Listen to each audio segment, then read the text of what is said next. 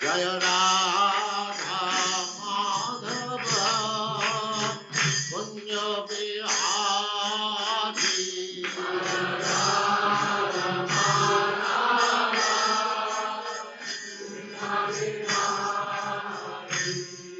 Jaya Radha Madhava Kunya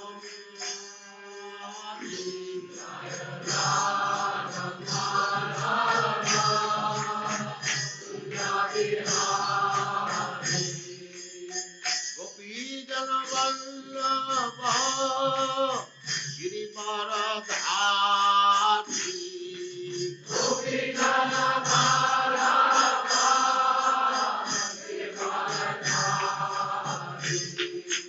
Gopi Jana Vallabha Girivaradhari Gopi Jana Vallabha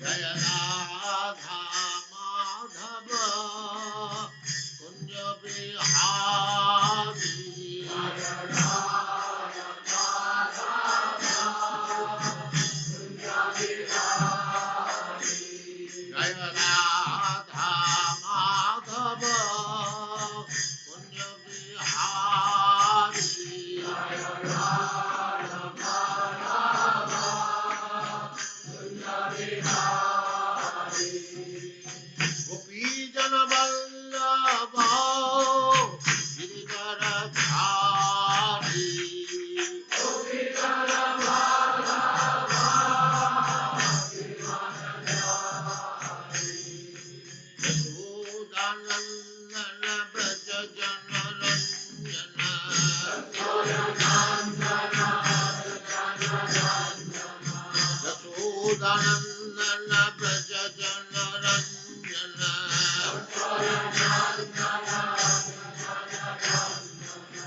Jamuna Tira Vanachari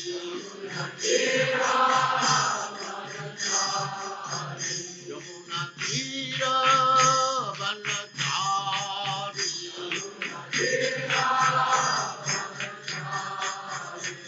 Jaya Radha Madhava Kunja Bihari Jaya Radha Madhava Jaya Radha Madhava Kunja Bihari Jaya Radha Madhava Kunja Bihari Gopi Jana Vallabha Girivaradhari Gopi Jana Vallabha Gopi Jana Vallabha Girivaradhari Gopi Jana Vallabha Yashodanandana Braja Jana Ranjana Yashodanandana Braja Jana Ranjana Jamuna Tira Vanachari Jaya Radha Madhava Kunja Bihari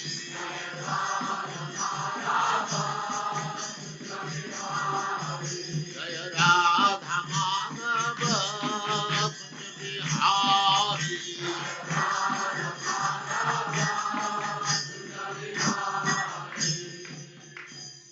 Jaya Usman Parang Sapariprajavacharya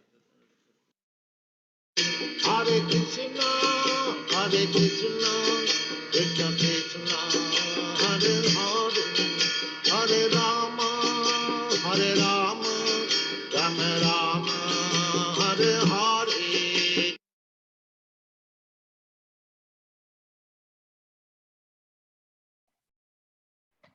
Hare Krishna, welcome to all the devotees on this auspicious disappearance day of Jayananda Prabhu, and tomorrow the celebration of the appearance of Lord Nrsimhadev.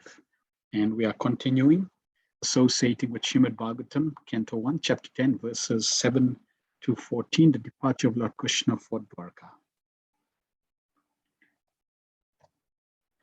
Om Jnanatimirandasya Gyananjana Shalakaya Chakshurunmilitam Yena Tasmai Shri Guruve Namaha Shri Chaitanya Manobhistam Stapitam Yena Bhutale Swayam Rupa Kadamayam Dadati Swapadantikam Vandeham Shri Guru Shri Utapadakamalam Shri Gurun Vaishnavamscha Shri Rupam Sagrajatam Sahagana Raghunatham Vitam Tam Sajivam Sadvaitam Savadutam Parijana Sahitam Krishna Chaitanya Devam Shri Radha Krishna Padan Sahagana Lalita Shri Vishakan Vitamscha He Krishna Karuna Sindhu Dinabandhu Jagatpate Gopesha Gopika Kanta Radha Kanta Mastute Tapta Kanchana Gaurangi Radhe Vrindavaneshwari Vrishabhanu Sute Devi Pranamami Hari Prem Vanchakalpatarubhyascha Kripa Sindhubevacha Patitanam Pavanebhyo Vaishnavebhyo Namo Namaha Jai Shri Krishna Chaitanya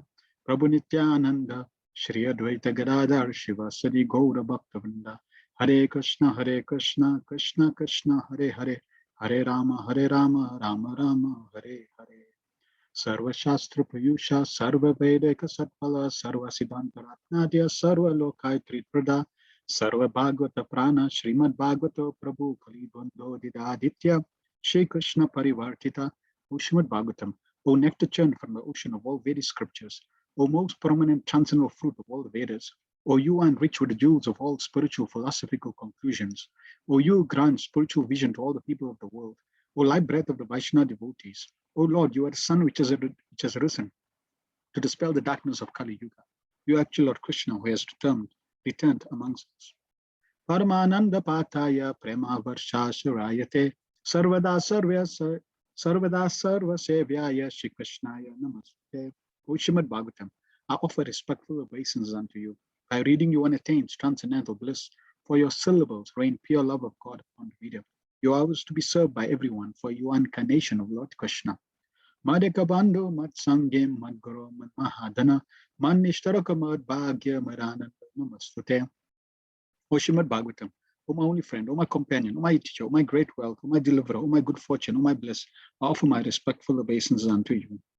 Asadu Sadhu Tadahi Naktini Chocha Taraka Hanamam Chakada Chinmam Premna Ritkatyospura.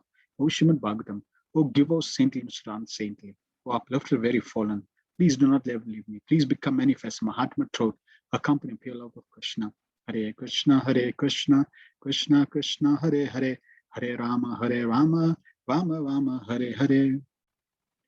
Om Namo Bhagavate Vasudevaya Janmadyasya Yatonvayaditarata Charte Subhigna Swarat Tene Brahma Hidaya Adikavaye Muyanti Yat Suraya Tejo Vari Mridam Yatha Vinimayo Yatrati Sargo Mrisha Damna Swena Sada Nirastakotam Satyam Param Dhimai. O my Lord Shri Krishna, Son of Vasudeva, all pervading personality of Godhead, I offer my respectful obeisance unto you. I meditate upon Lord Shri Krishna because he is the absolute truth and the primal cause of all causes of creation, sustenance, and destructions of the manifested universes. He is directly and indirectly conscious of all manifestations, and is independent because there is no other cause beyond him. It is he only who first imparted the Vedic knowledge unto the heart of Brahmaji, the original living being. By him, even the great sages and demigods are placed into illusion, as one is bewildered by illusory representation of water seen in fire, land seen on water. Only because of him do the material universes temporarily manifested by the reactions of the three modes of nature appear factual, though they are unreal. I therefore meditate upon him, Lord Shri Krishna, who is eternally existent in transcendental abode, which is forever free from illusory representation of the material world. I meditate upon him, for he is the absolute truth. Prayanopayasha sabhya kalavasmin yuge jana manda sumanda matayo manda bhagya padrita. O learned one, in this iron age of Kali, many but short lives, they are quarrelsome, lazy, misguided, unlucky, and above all, always disturbed. Narayam namaskritya narachevam narottamam devim saraswatim vyasam tato jayamudhirayat. Before reciting the Srimad Bhagavatam, which is very means of conquest, one should offer respectful obeisance unto the personality of God and Narayan, unto Narayan Rishi, the supermost human being, unto Mother Saraswati, the goddess of learning, and unto Srila Vyasadeva, the author.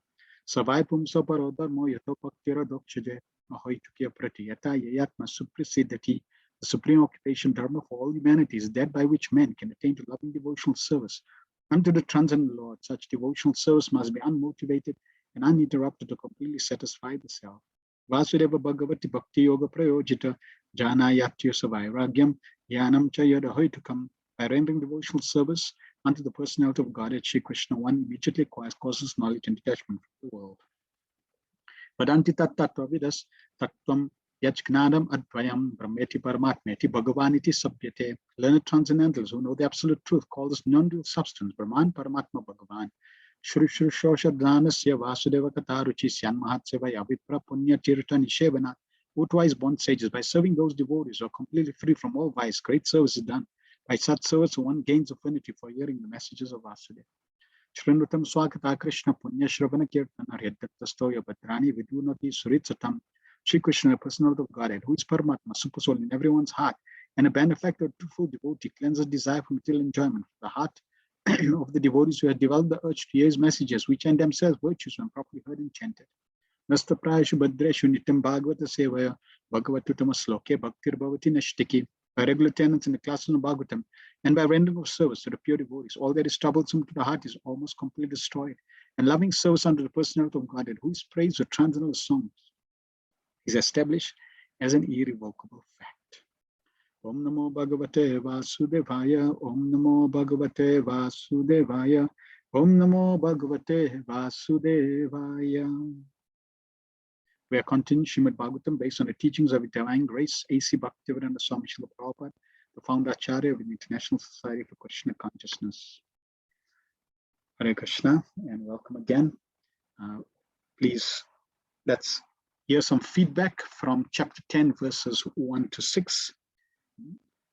Krishna leaving for Dwarka, we introduced this chapter, what grabbed your attention, what you found interesting, what you thought of remembering, applying in your own lives, what you found exciting and astounding from the verses and purports that we covered from verses 1 to 6 of chapter 10.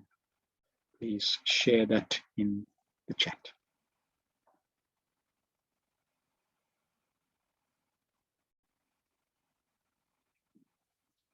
Or if anybody wants to unmute, you're most welcome to unmute as well. Mother Archana Siddhi says, when there is Krishna consciousness, then automatically laws of nature's laws and those controlling these laws are all abide and support the Lord desires. And this is the science of development. Yes, it's a wonderful principle. We generally think that if we work hard, then we can be more productive. But the science of development, the science of economy or economic development is not really working hard. The science of economic development is simply to please Krishna, simply to focus, put Krishna in the center. Spiritual world means Krishna is the center. Material world means I am the center. So when we put Krishna in the center, and when everybody puts Krishna in the center, automatically all the laws, all the resources, everything, Prabhupada in many places would say, by practicing Krishna consciousness, you will have peace and prosperity. See, it's not just the peace that's there, but the prosperity is also there. And generally, we equate prosperity to materialism. As devotees, we're not meant to be prosperous. We're meant to be paupers. But no, Yudhishthira Maharaj was the emperor of the whole planet. Such prosperity. And Prabhupada blesses in many of his purports, by practicing Krishna consciousness, you will have peace and prosperity. Why? Because all the resources that's there will automatically be there when one is Krishna conscious. It's interesting, Prabhupada was making the point about, which I also posted in the chat last week, where Prabhupada was suggesting that all the temples cook sabji, puri, maybe some halva for 20 people. every single day. And anyone that comes to the temple should be given prasad, sufficient sabji, puris as much as they want, and they should be fed. And in this way, after 20 people have eaten, have honored prasad, again, they should cook. Until end of the day when nobody is there, then the prasad can be distributed. The devotees can honor. And Prabhupada emphatically said, he doesn't want any excuses. We don't have manpower, we don't have finance. And when we read that letter that Prabhupada is requesting, or the conversation, it's interesting how Prabhupada is making very clear that Krishna is not poor. So when we really connect to Krishna, when we connect to Krishna properly in Krishna consciousness, then there should be absolutely no lack. It can also give us a sign that we have a long way to go if we're experiencing a lack. That means it should motivate us to become more and more Krishna conscious. When one becomes Krishna conscious, then there's absolutely no lack. One may not desire that, just like Kolavachashita. He was not interested in becoming prosperous. He just wanted to be in association of beautiful Nimai. And he just eternally, life after life, wanted Nimai to come and steal, bargain with him and steal his plantain cups. So this was Kolavachashita's desire, eternal desire. And Shrit Mahaprabhu blessed him and pleased him, fulfill that desire. And in every life, when he appears, Kolavachashita will be there selling plantain leaves. Shavina says, Haribo, please accept Mahaprabhu based on appreciation. My point from last week are that there are leaders in society, needs to be Krishna conscious, free from ignorance, and be able to utilize all resources in Krishna's service. When leaders act in the ideology of Krishna consciousness, then society will be ideal. Yes.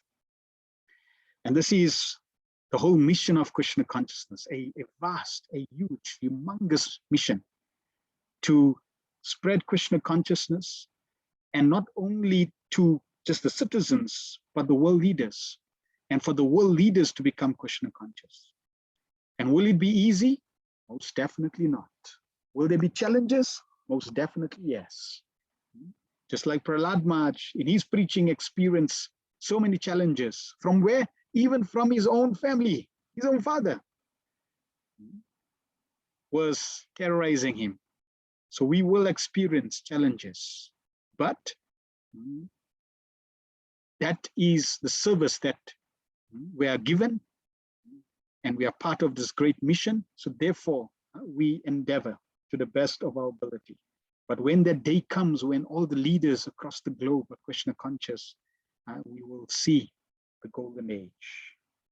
Rasaraj Prabhu says, economic problem can be solved by becoming Krishna conscious. Yes. I like that story where the youngsters asked Srila Prabhupada, what's the benefit of becoming Krishna conscious in the university? And Prabhupada just said, save money. You will save money. No more meat, no more illicit sex, no more gambling, no more intoxication. You save money. So first benefit of Krishna consciousness, solve your economic problem. Hemavati Radhika says, if cows are happy, everything is good, no challenges. Srila Prabhupada's plan, how he wanted to make the system like Yudhishthira Maharaj, time of rain. Worshipping, serving cows is the Vaishnava culture, Krishna conscious culture, because they are very dear to Krishna. Nalinikanta Prabhu says, consistency is key to be fixed in Krishna consciousness. Yes, we talked about being persistent, being consistent in our Krishna consciousness. Prabhupada would gauge how long you would do a service, the consistency. And that is also very, very important for spiritual growth. We have to consistently cultivate Krishna consciousness. Anushilanam. Anushilanam means it's a cultivation. It's not a one-day effort, but a consistent endeavor. Just consider we have been consistently, persistently cultivating separation from Krishna. Life after life after life, billions and trillions of lifetimes. That's how consistent we have been. Now, we are, by some great fortune, connected to Srila Prabhupada and this wonderful knowledge of the Bhagavatam, to go against that grain, to go against that current. It's not going to happen overnight. It's going to require strong desire, strong determination, strong association, strong commitment, strong consistency. So therefore, powerful association has to be there to keep us on track. And the beauty is, even though we've been involved in material life for billions and billions and trillions of lifetimes, with a fraction, in fact, many purports, Prabhupada says, in one lifetime you can become Krishna conscious. So even if it takes half a dozen lifetimes, Srila Bhaktivinoda Thakur says, even if it takes 100 lifetimes, it is still short, very, very short. And it's well worth the endeavor. Masarajpur says, bad kings spoil the kingdom and bad wife spoils the family. Yes. Bafana Prabhu says, very intriguing authority of narration of governance, ruling, contrasting bona fide representative of the Lord and process of instituting rule in modern age, and how all this in fuel cohesion of bamboo bushes in the form of anger and wrath on the issue of manufactured ideology, totally contrary to the rule of autocracy represented by the personality of Yudhishthira Maharaj. Nicely put. And it's amazing how Srila Prabhupada's purports, and especially those sections that we read last week, is so apt for the government, for the rulers. Should actually have, should take those chapters and purports specifically focusing on government and make a book, compile it into a book all leaders must read. And hopefully something sparks within their consciousness that, wow, this makes sense. We need to take this advice. But yes, very, very intrigued. And just consider if we had powerful personalities like Srila Prabhupada to really put that in action,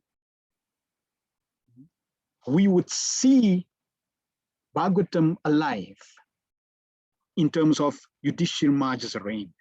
Because when you read those verses, it's like, really? No lack of resources, ample fruits, vegetables, no diseases? I mean, really? Is that ever possible? And yes, not only in Maharaj Yudhishthira's reign, so all the great Rajrishis, saintly kings, devotee kings that rule this planet, they all experienced the same result. Because why? It's a science. When you connect to Krishna, you will be nourished in every way. Madhachana Siddhi says, only devotional service and chanting the holy name can uproot our sins. Otherwise, it's just cutting, it's purifying, but it does not remove every other atonement, every other ritual, every other ceremony, every other prayer. Helps purification, helps atonement, helps eradication of sins, creates auspiciousness, but it does not uproot a desire. And that's the power of Krishna consciousness, that if one is practicing Krishna consciousness seriously and nicely, one will see that one's desires at the root is being eradicated. You have to be experiencing this. You have to be able to see this graphically in your own life. We cannot see it in others, but we definitely can see it in our own lives. Because we know the desires that we have in our own consciousness and heart. Therefore, I can see, is Are those desires being uprooted? If not, I need to reevaluate how I'm practicing my Krishna consciousness. Shamananda Prabhu says, Bhishma Dev was satisfied when Yudhishthira was back on the throne as a ruler and leader. True, because he knew perfectly well how destructive Duryodhan and Dhritarashtra are to the rule of Hastinapur, and thus the impact to the whole planet. And therefore, when he heard that Yudhishthira Maharaj, in fact, he was happy to be part of the battlefield of Kurukshetra, that yes, if Yudhishthira and them do not get what they want, they should fight for it, the Kshatriyas. And when they are going to be victorious, that would give him great pleasure, because he knew the ramification of that. We also want Srila Prabhupada to be satisfied in this way. True. Srila Bhaktisiddhanta Maharaj must have received such great joy when he saw Srila Prabhupada go to America and successfully set up the first Hare Krishna center in America. And then he must, Srila Bhaktisiddhanta Maharaj and all the previous acharyas, even Lord Krishna, Lord Chaitanya, must have received even greater joy as it spread across the globe. And they're still continuing to get pleasure because Krishna consciousness is still expanding. So Prabhupada started such a revolution of giving pleasure to Krishna and the previous acharyas. And his pleasure will increase more and more as Krishna consciousness increased more and more. And that's why we find that Prabhupada was very, very focused on giving Krishna consciousness even to the intellectual people of this world, especially the scientists, the leaders. Prabhupada wanted that. We also must do our bit to help re-establish Krishna consciousness far and wide in all the different aspects so that Srila Prabhupada and Krishna can guide everyone. So we have a lot of work to do, most definitely. And that is a good thing. We have so much service. So we have to, as Prabhupada says, tease your mind, tease your brain. How can we expand Krishna consciousness? And it's not a single individual's effort. It's not a one-man show. In fact, Prabhupada says, Lord Chaitanya could have distributed all over the world. He's God. But I need everyone's help. So even those who deviated from the process of Krishna consciousness, when they came back to Srila Prabhupada, Prabhupada was happy to engage them. Because he said, I am not Lord Chaitanya. I need everyone. So everyone's effort is very, very important. Mother Lesh, Hare Krishna, following Dharma, i.e. our occupational duty, is to follow Krishna's instructions to please Krishna. It is not a matter of what we think is morally right or wrong. It's only what Krishna says, instructs. That is our occupational duty. This is how we become part of Krishna's unlimited leelas. Yes, this is true Dharma. To please Krishna. Put Krishna in the center. Do what pleases Krishna. Now somebody say, well, Krishna is far away. Okay, please do what pleases Srila Prabhupada and put Prabhupada in the center. Because if we know, if we put Prabhupada in the center and his instruction in the center, Krishna is in the center, everyone is happy. So definitely. Srila Prabhupada's approach is rigorously clear. It's a big revolution. It does not compromise the truth. Hack talks. It is as it is. Either this or nothing kind of approach. It's either bona fide Lord representative rule this kingdom or no peace, but quarrel only for the right and wrong ideology. Yes. And this is what I really appreciate Srila Prabhupada. It's Prabhupada's purports are strikingly clear. It's not like in one purport he'll say something, and next purport he'll contradict himself, and then it keeps contradicting. There's different contradictory statements. No, the process of Krishna consciousness, the clarity of Krishna consciousness, what Krishna consciousness is very, very clear. Why? And we see Prabhupada emphatically in some purports very, very strong, very bold. Why? Because that is the only secret to be happy. Otherwise, there is no alternative. Rasaraj Prabhu, thank you for posting Mother Madhuri's honor of Jainana Prabhu. Very beneficial and exemplary. Most definitely, such amazing soul. It's Disappearance Days today. And we'll speak a little about him at the end. Such a powerful example. Extraordinary personality. Most extraordinary.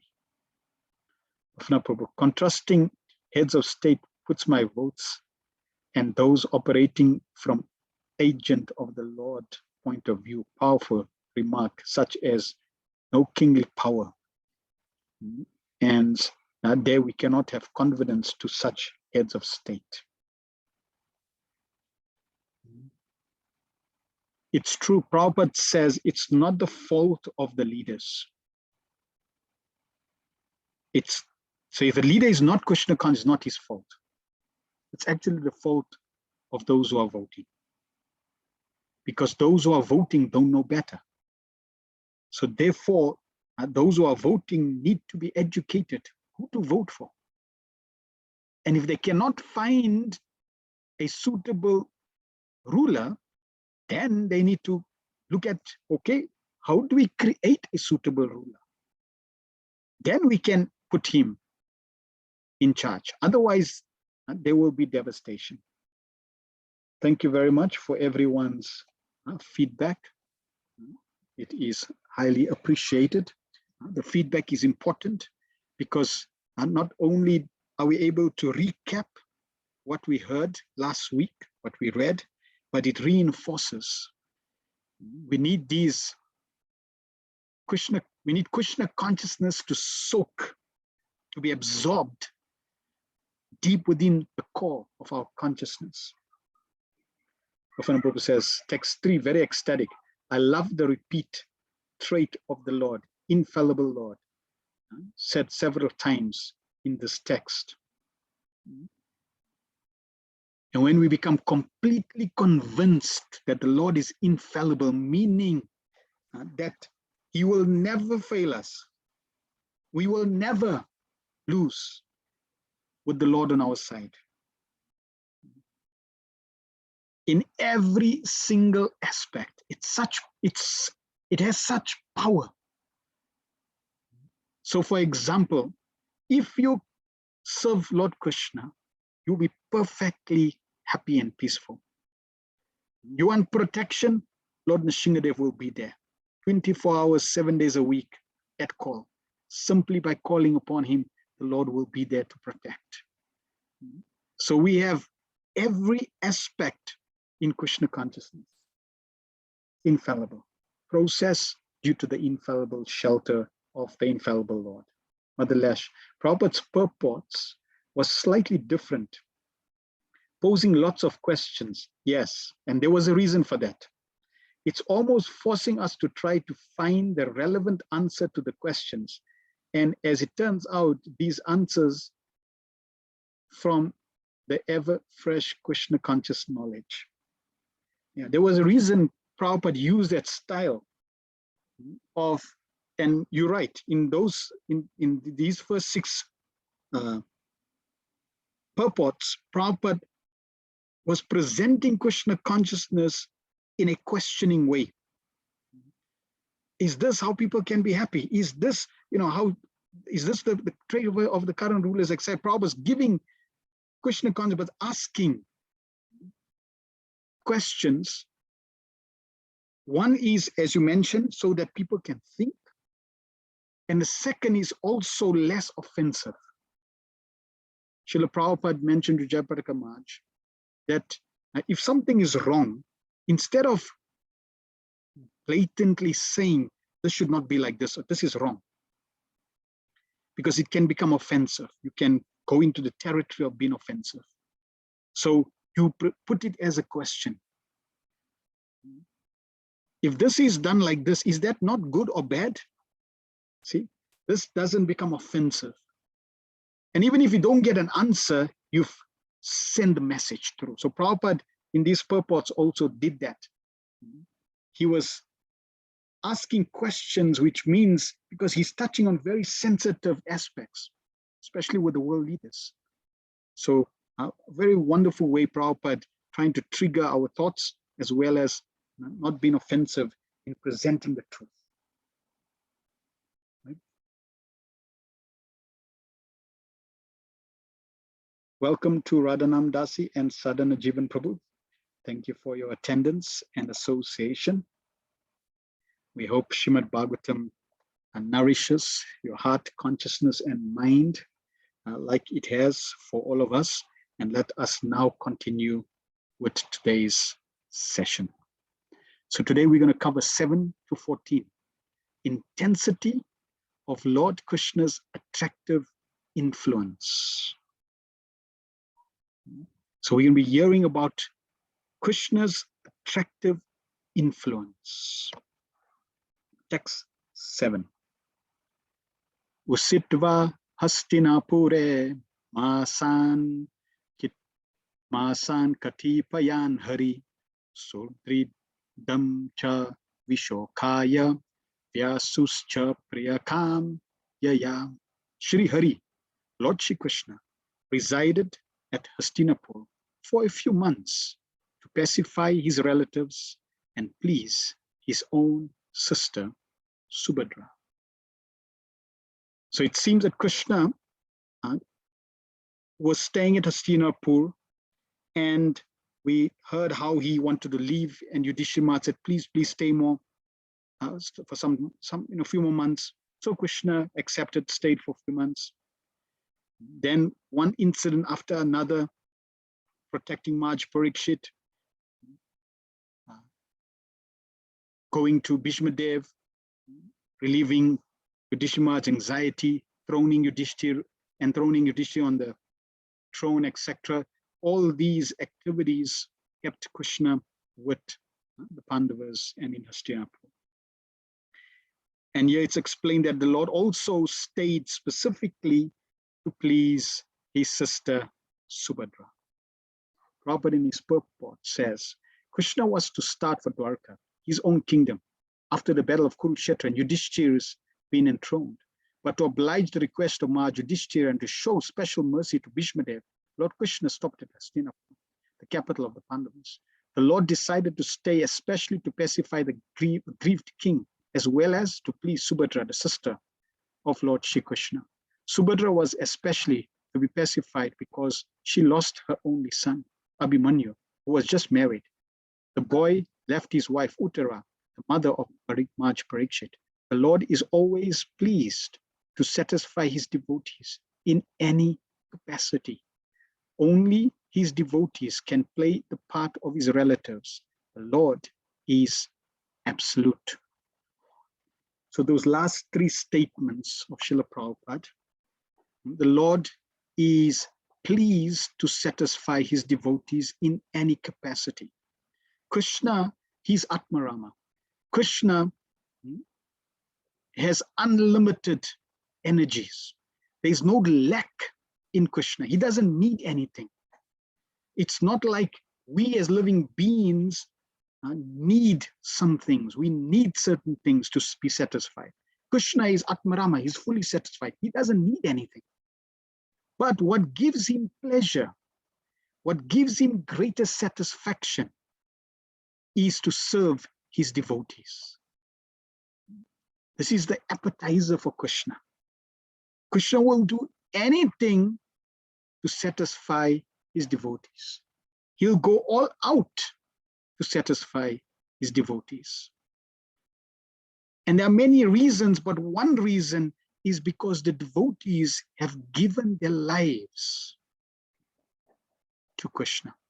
And because the devotees have given their lives to Krishna, they've given their heart, they've given themselves to Krishna. Krishna gives himself to the devotees. Therefore, Krishna will go all out for serving and satisfying his devotees. This principle is also very important for us, those who are connected to Srila Prabhupada. Why? Because it is true in terms of what Srila Prabhupada has done for the pleasure of Krishna. Krishna will do anything to satisfy Srila Prabhupada. And what does that mean? That means that every blessing that Srila Prabhupada penned in his Bhaktivedanta purports, every blessing that Srila Prabhupada invoked in his letters, every blessing that Srila Prabhupada spoke in his conversations and lectures. For example, Prabhupada would write, may Krishna bless you. May Krishna give you the abilities. May Krishna protect you. Krishna is eagerly focused and trying to search for every reason to serve Srila Prabhupada and satisfy him. So every single blessing, like we heard last week, Prabhupada says that one can also achieve the perfection that Bhishmadev achieved. We can also achieve the kingdom that Yudhishthira Maharaj had. So these blessings, Krishna would want to fulfill. So we should not take any of Prabhupada's blessings lightly. Why? Because he's got the infallible Lord behind him, making sure that somehow or other those desires will come through. Only his devotees can play the part of his relatives. Naturally, Krishna, even though he's the Supreme Personality of Godhead, but when he appears, he relates with all his devotees according to the different situations. So here in these verses, we're going to read how Krishna had such amazing relationships, different relationships with the residents of Hastinapur. Krishna has a brother, Krishna has the sister. These concepts are far, far, far beyond those who are not connected to Krishna consciousness. I remember one gentleman came to the restaurant in Hillbrow. And in the Hillbrow restaurant, we had huge picture frames across on the walls.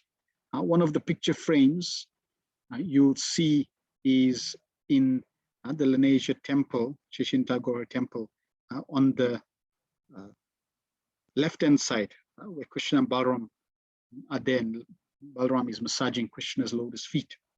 So like that, we had these big pictures. So this Krishna and Balaram picture was there where Balaram is massaging Krishna's lotus feet. So this gentleman was new, so he came in and he started to inquire. So he pointed at this picture and he said, what's this picture? So I said, that personality who's lying down in blue, that is God, Supreme Personality of Godhead, Krishna.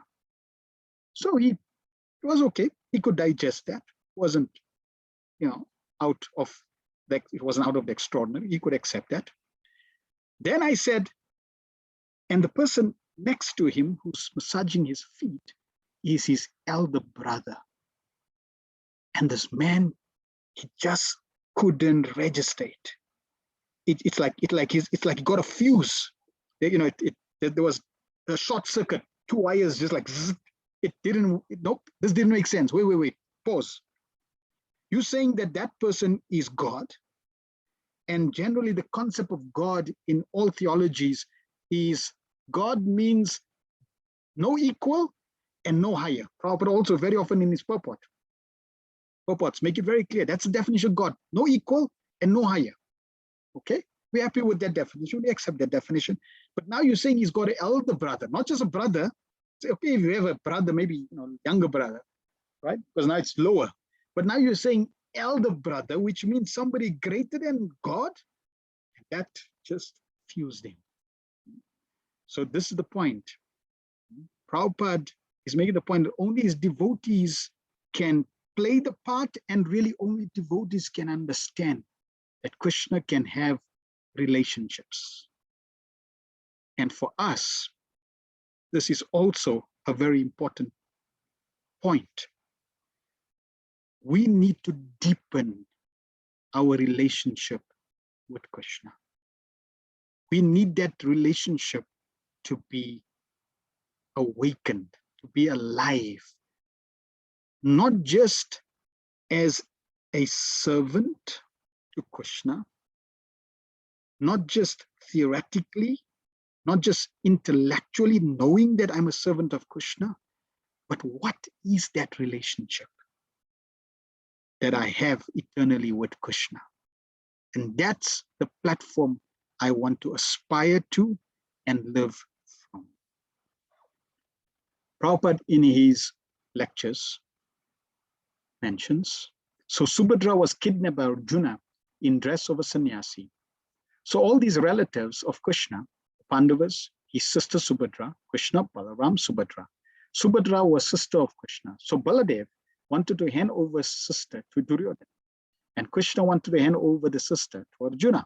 Two brothers, difference of opinion. But elder brother's order cannot be disregarded. Therefore, Krishna planned that Arjuna may kidnap his sister. So Subhadra was kidnapped by Arjuna in the dress of a sannyasi. Don't learn this business, sannyasis. Yeah, this is not the way. But Krishna planned it. Yes, that you come, because he was known. If he comes as ordinary Arjuna, then he will be recognized because he is cousin brother. Therefore, he covered himself as a sannyasi, just like Ravana. Ravana also kidnapped Sita Devi as a sannyasi. So in former days also, the sannyasis were very expert in kidnapping. Yes. Therefore, in the Kali Yuga, sannyasi is forbidden, because they will not be able to follow the rules and regulations. But Chaitanya Mahaprabhu inaugurated. He himself became sannyasi. Therefore, we are trying to follow his footsteps to accept sannyas. So very important point. Sannyas, one of the things that are forbidden in Kali Yuga, according to scripture, is sannyas. But for preaching purposes, Sri Chaitanya Mahaprabhu took sannyas. Therefore, Prabhupada, Srila Bhakti Maharaj, they also introduced this principle of sannyas, simply for expanding Krishna consciousness. Swasu means sister and relative. So although Krishna is unattached, still he observed the social obligations. There was great fight. All of them lost their relatives. Not only the Kauravas lost everything, but the Pandavas also, just like Subhadra's son, Abhimanyu. He was only 16 years old. His wife, Uttara, she was once taught by Arjuna. She was disciple, student. Arjuna was teaching her dancing. Virata Raja, King Virat's daughter, Uttara. So they were in disguise, Agnatavas. So the Virata Raj did not know that Arjuna was living in his house. So this daughter of Virata, Uttara, when Arjuna was known that he is Arjuna, he requested that you marry my daughter. So Arjuna said, no, I cannot. How can I marry? She's my disciple. She is my student. She is just like my daughter. How can I marry? Then he promised that I shall get her married with my son, although he is not very grown up. So it's a very wonderful principle Prabhupada is bringing up here in his lecture in terms of Arjuna being the teacher of Uttara. And as a teacher, even though the king wanted to hand over his daughter in marriage, but Arjuna said, no, how can I marry my own student? Because it's a different relationship. I cannot have a husband and wife relationship with my student. Therefore, Arjuna handed his student Uttara to his son, Abhimanyu. So Abhimanyu was Arjuna's son, for the womb, Arjuna's son, from the womb of Subhadra. So he was married, only 16 years, almost the same age. Fortunately, Uttara became pregnant. So Abhimanyu went to fight in the battlefield of Kurukshetra and never returned. So Parikshit Maharaj was a posthumous child. He took his birth after the death of his father. He did not see, not only father, many, because it was after the battle. He was the only survivor of the whole Kuru dynasty. So he was also attempted to be killed by Ashwatthama, by Brahmastra. Krishna saved. So Parikshit Maharaj was born after the death of his father. The grandfather took care of him, and as soon as a child was grown up, all the grandfathers, Pandavas, entrusted the kingdom to Parikshit Maharaj and left home. Text 8. Atmatriya Chabhyanujatta Parishwajyabi Vadyatam Aruroha Pratham Kaischit Parishvakto Abhivadita. Afterwards, when the Lord asked permission to depart, and the king gave it, the Lord offered his respects to Maharaj Yudhishthira by bowing down at his feet. The king embraced him, and the king embraced him. After the Lord, being embraced by the others and receiving their obeisances, got into his chariot. So we see here how the Lord also follows the etiquette. It's not like he's saying, I'm God, and therefore everybody has to, bow at my feet. No, Krishna is relating according to the different relationships that he has, and he's also observing the etiquette. Maharaj Yudhishthira was king, and therefore Krishna would observe the etiquette, bowing down to the king, even though the Pandavas knew Krishna was no ordinary person. Prabhupada mentions this. Maharaj Yudhishthira was the elder cousin of Lord Krishna, and therefore while departing from him, the Lord bowed down at the king's feet. The king embraced him as a younger brother, although the king knew perfectly well that Krishna is the Supreme Personality of Godhead. The Lord takes pleasure when some of his devotees accept him as less important in terms of love. And that's the point. It's loving relationships. Krishna is reciprocating with the Pandavas, with his devotees, based on love, not based on position. Krishna does not exploit his dependents and his associates based on his position. Krishna simply wants to enhance the loving relationships. So therefore, Krishna does not put his position in the forefront. Krishna places his heart in the forefront. And he really ignores his position as the Supreme Personality of God. In fact, in Vrindavan and many places in Krishna's pastimes, his position is not even taken into consideration. Why? Because power and position disturbs one's loving relationships. Therefore, Prabhupada says this mission of Krishna will spread due to love and trust, not power and control, but love and trust, which means based on relationship, not based on power, position, and control. So here we see how Krishna is amplifying relationship, and he does not minimize. He does not feel embarrassed. How can I bow down to Yudhishthira Maharaj? I'm God. No, I'm the Supreme Person. No, this is not how Krishna thinks. This is also Krishna's humility. So it's a wonderful relationship. No one is greater than or equal to the Lord, but he takes pleasure in being treated as younger than his devotees. These are all transcendental pastimes of the Lord. The impersonalists cannot enter into the supernatural roles played by the devotees of the Lord. So materialists cannot appreciate and understand it. The impersonalists cannot appreciate and understand this. One has to be a devotee of Krishna. Thereafter, Bhima, Arjuna embraced the Lord because they were of the same age. But Nakul and Sahadeva bowed before the Lord because they were younger than he. So we see how the principle of etiquette, according to relationship, according to each individual, how they reciprocated with the Lord. 9 and 10.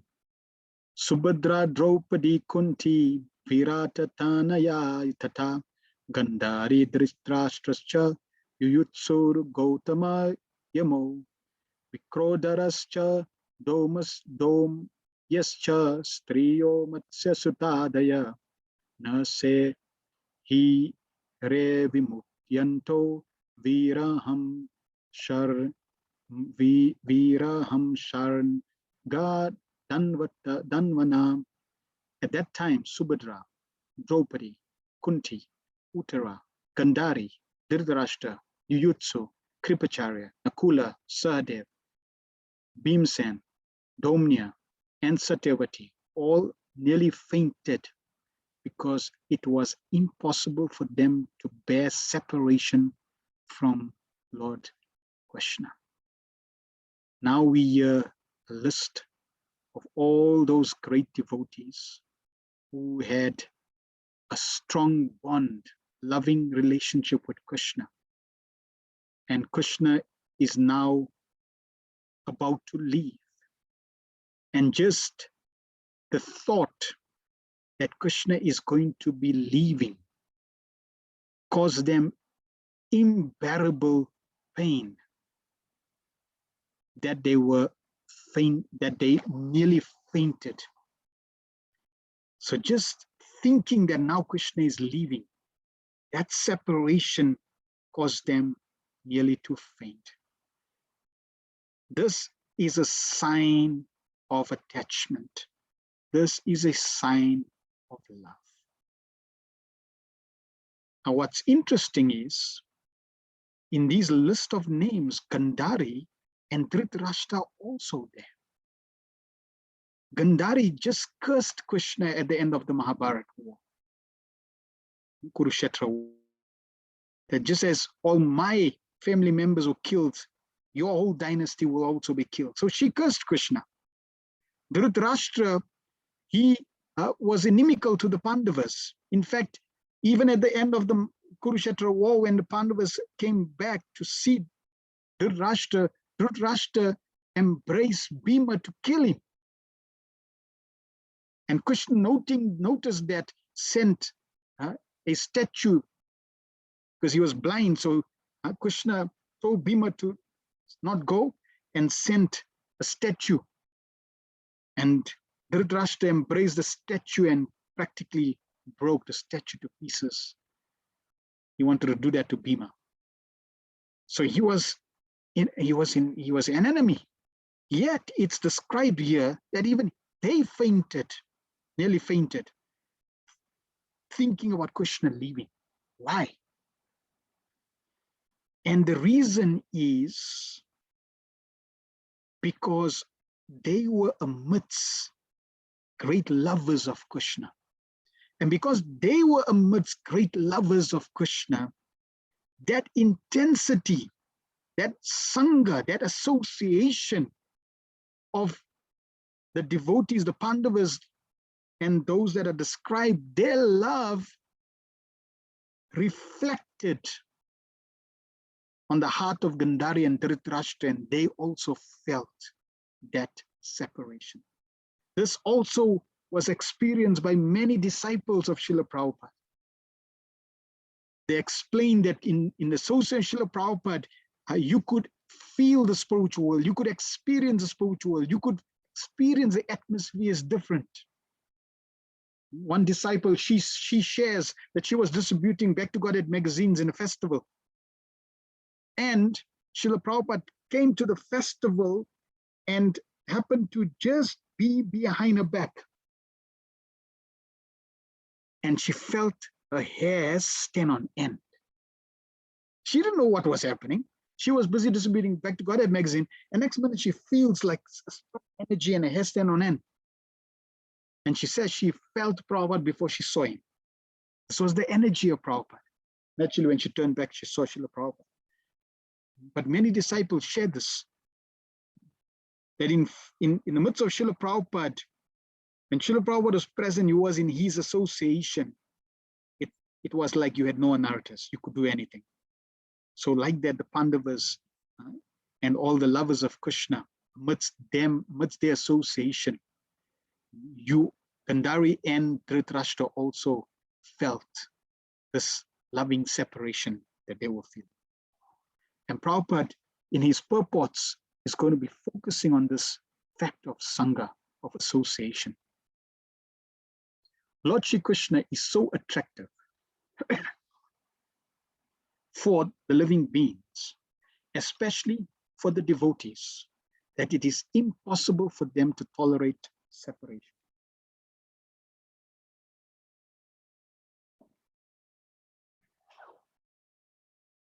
Lord Shri Krishna is so attractive for the living beings, especially for the devotees, that it's impossible for them to tolerate separation.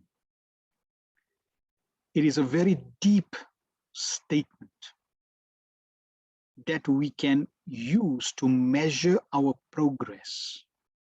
How much separation do we feel in relation to Krishna, Krishna activities, Krishna's devotees, Krishna's service, Krishna's holy name?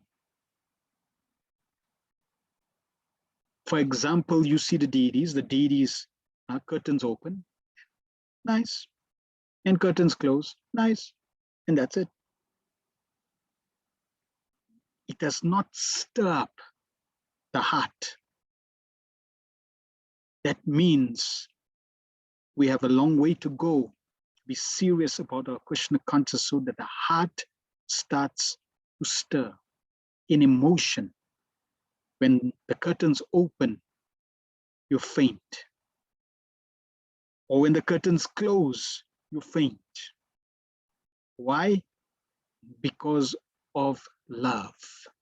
The gopis, what to talk about, being with Krishna, they could not tolerate even the eyes blinking for a second. This is how much love they had for Krishna.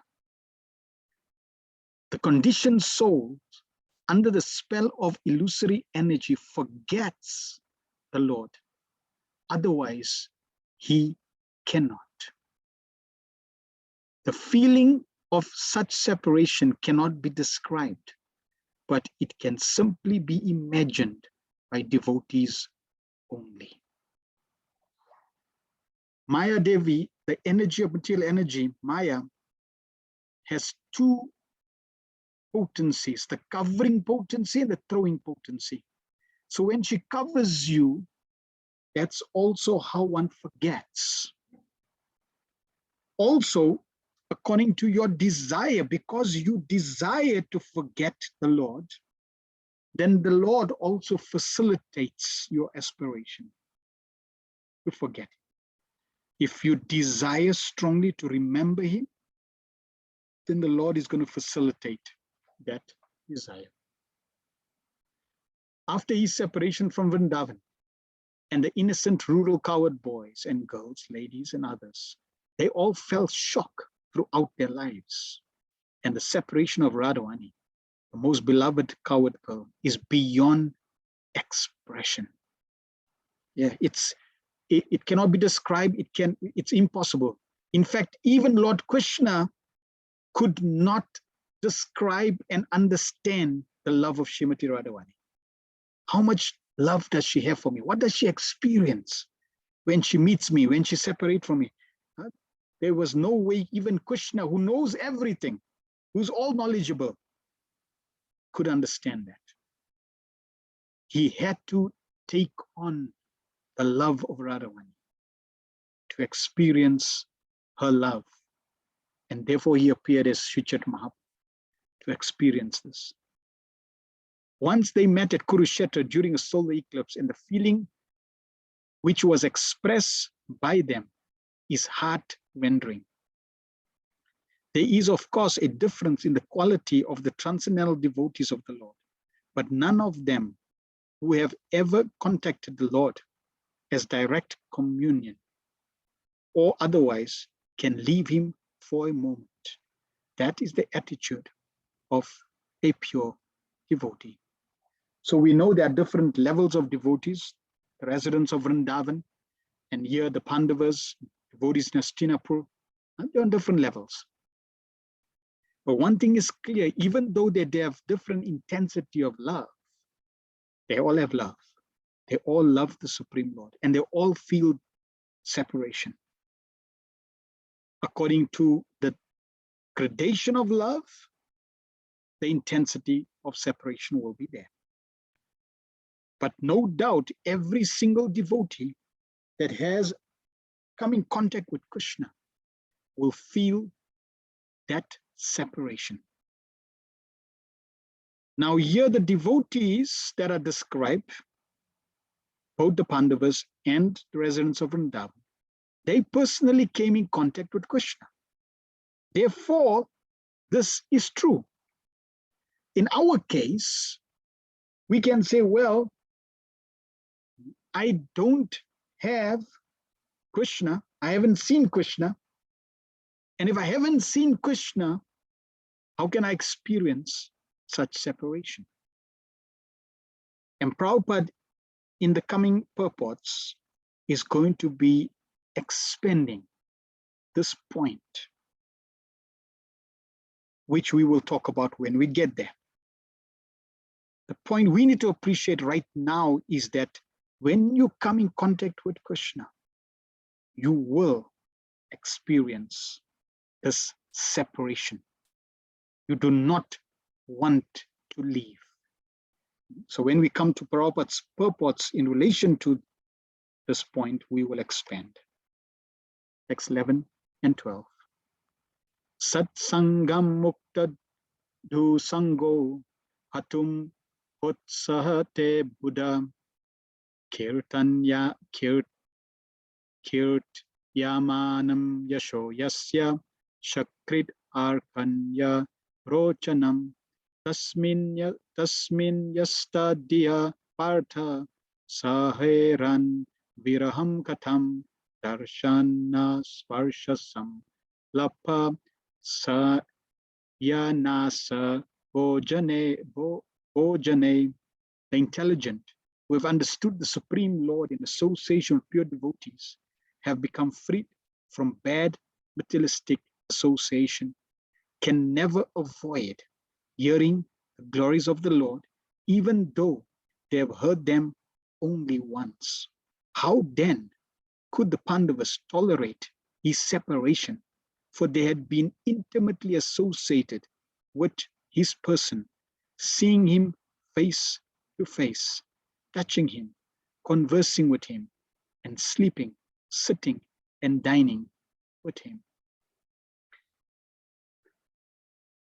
So those who have heard Krishna even once, their materialistic propensities are removed and they feel the separation from Krishna.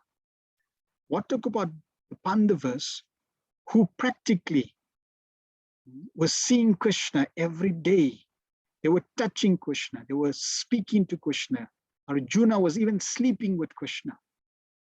They were sitting and dining with him practically every single day in association with the Supreme Personality of Godhead, Krishna. They had such powerful association. So Prabhupada in the purport, beautiful purport, says, the living being's constitutional position is one of serving a superior. So this is our nature. This is our position. This is who we are. This is how we can be happy if we are in our constitutional position. He is obliged to serve by force dictates of illusory energy, material energy in different phases of sense gratification. And in serving the senses, he is never tired. Even though he may be tired, the illusory energy perpetually forces him to do so without being satisfied. There is no end to such sense gratificatory business, and the conditioned soul becomes entangled in such servitude without hope of release. So this is unfortunately our current state and condition. And it has been like this for a long, long time. So if we want a diagnose, here is the diagnose. And this diagnose, or this diagnosis, is apt for every living entity, no matter what your condition, no matter what your position. This is the situation. And every other ramification result is secondary, coming from this root cause that we are meant to serve, but we are serving the wrong master. The release is only effected. So now Prabhupada has given us the diagnosis, and now he's going to give us the treatment. And the treatment is, the release is only effected. It's not a multiple choice. It's not options. Okay, 1, 2, 3. No, there is only one choice. And what is that? The release is only effected by association with pure devotees. By such association, one is gradually promoted to his transcendental consciousness.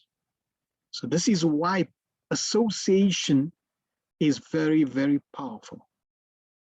And the more purer the association, the more powerful that association is. Thus, he can know that his eternal position is to render service unto the Lord and not to the perverted senses in the capacity of lust, anger, desire to lord it over, etc. Material society, friendship, and love are all different phases of lust. Home, country, family, society, wealth, and all sorts of corollaries are all causes of bondage in the material world, where the threefold miseries of life are concomitant factors. By associating with the pure devotees and by hearing them submissively, attachment for material enjoyment becomes slackened, and the attraction for hearing about transcendental or the transcendental activities of the Lord becomes prominent. Such a powerful paragraph in understanding the disease and all its permutations. It's not like we are in a healthy condition and then, our home, country, society, wealth, etc. is conducive. No, we are placed in an environment, and all its permutations of that environment has the same influence of lust, anger, desire to lord it, etc. It is only when we come in the association of pure devotees, when we come in the association of pure Krishna consciousness, are we outside that domain. Otherwise, within the material creation, this disease of exploitation and serving our senses is permeated everywhere, in every part of creation. In fact, Srila Prabhupada in Life Comes From Light, Prabhupada says the four tendencies, eating, sleeping, mating, and defending, these propensities that all living entities have in the conditional stage, which even animals have, is even in the atom. So this material world, its nature is contrary to the spiritual world. It's diametrically opposite. Therefore, only pure association is the powerful medium and factor to help us come out. And here Prabhupada is saying what happens in that pure association. Prabhupada said, by associating pure devotees and by hearing them submissively, attachment for material enjoyment becomes slackened and attraction for hearing about the transcendental activities of the Lord becomes prominent.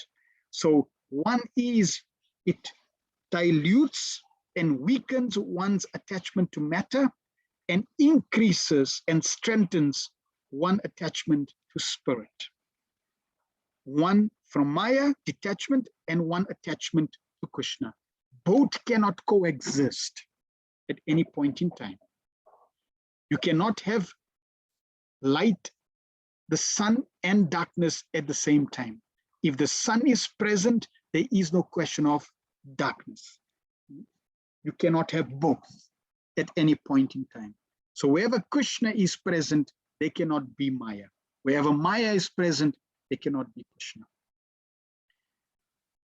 Prabhupada is also giving us that association right through his Bhaktivedanta purports. Prabhupada is giving us the association of himself. He's giving us the association of the cyclic succession. He's giving us the association of Krishna and all Krishna's associates right through the pages of the Bhagavatam. Therefore, associating with the Bhagavatam is very, very powerful. Associating with Bhagavad Gita, associating with Chaitanya Charitamrita, any of Prabhupada's books is powerful association that will cause this effect. The more you associate, the greater the effect. The more you associate with greater intention, with greater attention, the greater the impact. So if you absorb yourself in that association, if you have the right intention for that association, if you have the right focus for that association, and you aspire for that association, Prabhupada would say when you have that greed, that lobha, the greater the greed, the greater the result. The result will be there. Even if you are inattentive and you just in that association, you're going to be impacted. But the result of the impact or the intensity of the impact is relative to our selves being present. To what degree are we there? Just like that is one of the dangers of virtual presentations. I'm virtually presenting and speaking to you, but I have no direct contact with you. I don't know whether you are attentive, whether you are sleeping, whether you just got the computer on, whether you are absorbed, whether you are texting, whether you're writing, whether you're surfing the net. I have absolutely no information. But if we were physically present, that would have been even more powerful because now I can see you and you can see me. And that allows you not to be distracted. So that's the first benefit of just being in physical proximity, is that it stops one from being distracted. Like if your phone rings now, you can still attend to it because you muted. But if you're in direct association and your phone rings, immediately everybody looks at you and you feel embarrassed, you quickly want to switch it off. So there's physical association reduces the tendency of distraction, which means that if you are more absorbed in associating with the Bhagavatam, the greater the reciprocation from the Bhagavatam. Remember, Bhagavatam is no ordinary book. In fact, Bhagavatam is not even a book. Bhagavatam is Krishna, who has appeared in the form of a book. Grantaraj. Krishna appearing as a book. Krishna appears as prasad. Krishna appears as sound. Krishna appears as Acha Vigra. Krishna appears as a book. So if Krishna appears as a book, does not mean he's a book. As Prabhupada wrote in the previous text, purport, Prabhupada says Krishna is absolute. Everything about Krishna is absolute. The more we associate, the more we recognize, the more we are conscious of that fact that Krishna is no ordinary personality and Bhagavatam is Krishna. That as that realization dawns, becomes greater and greater, then we will be more present and the impact will be greater and greater. But that association will have impact, whether we like it or not. Once they are, they will go on progressively without stoppage, like fire in gunpowder. If you have gunpowder, all you need is a spark, and that gunpowder becomes inflamed. Similarly, you just need a spark. And as soon as that spark is there, then you cannot stop. So we want this spark of Krishna consciousness to ignite our wet, damp heart. We want our heart to be burning with the fire of Krishna consciousness. It is said that Hari, the personality of Godhead, is so transcendently attractive that even those who are self-satisfied by self-realization and are factually liberated from all material bondage also become devotees of the Lord. Under the circumstances, it is easily understood what must have been the position of the Pandavas, who were constantly companions of the Lord. They could not even think of separation from Shri Krishna, since the attraction was more intense for them because of continuous personal contact. His remembrance by his form, qualities, name, fame, pastimes, etc. is also attractive for the pure devotee, so much so that he forgets all forms, qualities, name, fame, and activities of the mundane world. And due to his mature association with pure devotees, he is not out of contact with the Lord for a moment. So it is this association that triggers our Krishna consciousness. And we find that even a little association of Krishna consciousness, when you leave, you experience the separation. I am sure every one of us, and you can even experience this in every festival. If you go to a nice Krishna conscious festival that is organized with devotees that are absorbed, dedicated, Krishna conscious, and you go in that environment, you feel great satisfaction. You may not be satiated, because in Krishna consciousness, you can be satisfied but not satiated. You feel great satisfaction, but you want more of that satisfaction. And you find that if that association in Krishna consciousness is so vibrant and powerful, you feel so elated, so happy, so satisfied, and you do not want to leave. So I'm sure we all experience that. This is because Krishna is attractive. Consider what happens when you're in association of pure devotees. That attraction is even greater.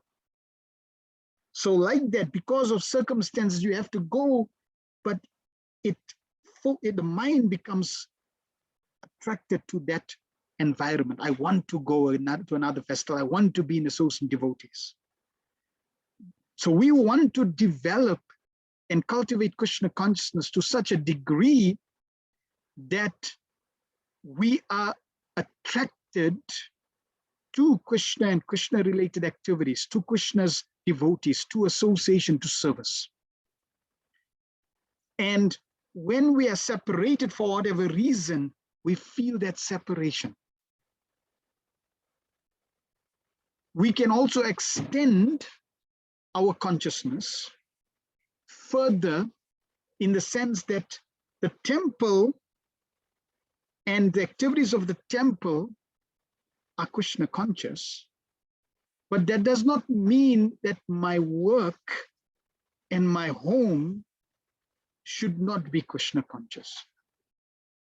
If I can transform my home, my work, my occupation, and my duties and dovetail them in Krishna related activities and understand that all those aspects can be Krishnatized, then what happens is now I don't necessarily feel the separation, but I take advantage of devotee association to increase my attachment to Krishna.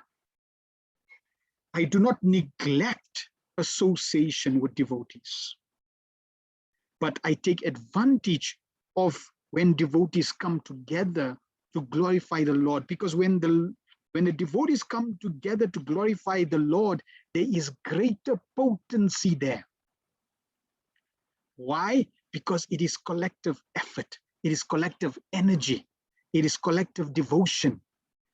So if somebody is so to speak, inverted commas, spaced out, then that association helps to come out of your spaced out mentality. It uplifts you, it energizes you. And especially on festival days, because the energy is different. You can feel that. Firstly, the Lord is more accessible. So the energy, the environment, the effort, the prayers, the consciousness, the devotion is on a higher level. And that is why we should always take advantage of festivals. Srila Bhaktivinoda Thakur has said these are Mother of Devotion days. They benefit, they help us as we progress in our Krishna consciousness. Prabhupada in a lecture says, he may try to go away, but he'll not be happy. He'll not be happy. So actually, who has associated with sadhu? He cannot make any more association with a sadhu.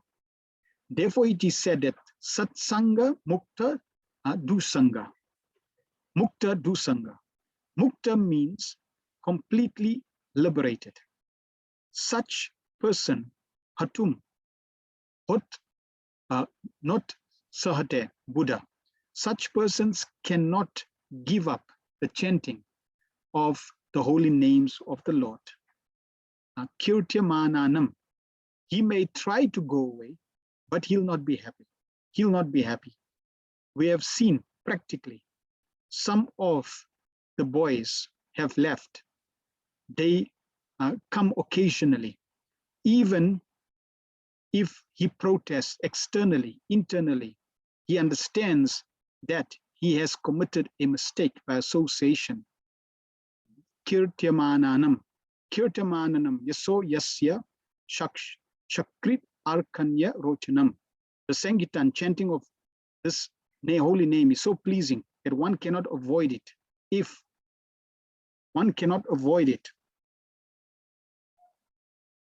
if once he has associated with the devotees, satam prasangat, if a devotee cannot give up this chanting of his name, how the persons who are actually seeing Krishna, associating with him, can tolerate separation from him. This is the purport. Just give me 1 sec. I just need to put a fan on.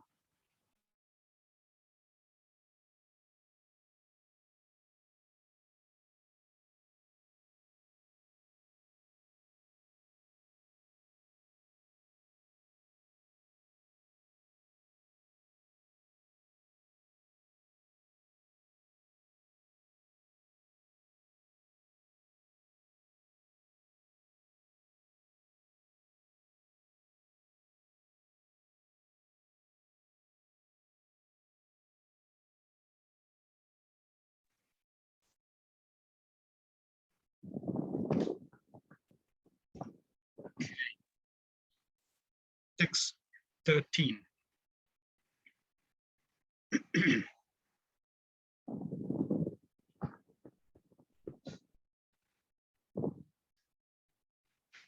Sarvete nishim sair akshais tam anudrita chetasa vikshanta sneha samboda viche lustatra tatra now. All their hearts were melting for him on the pot of attraction.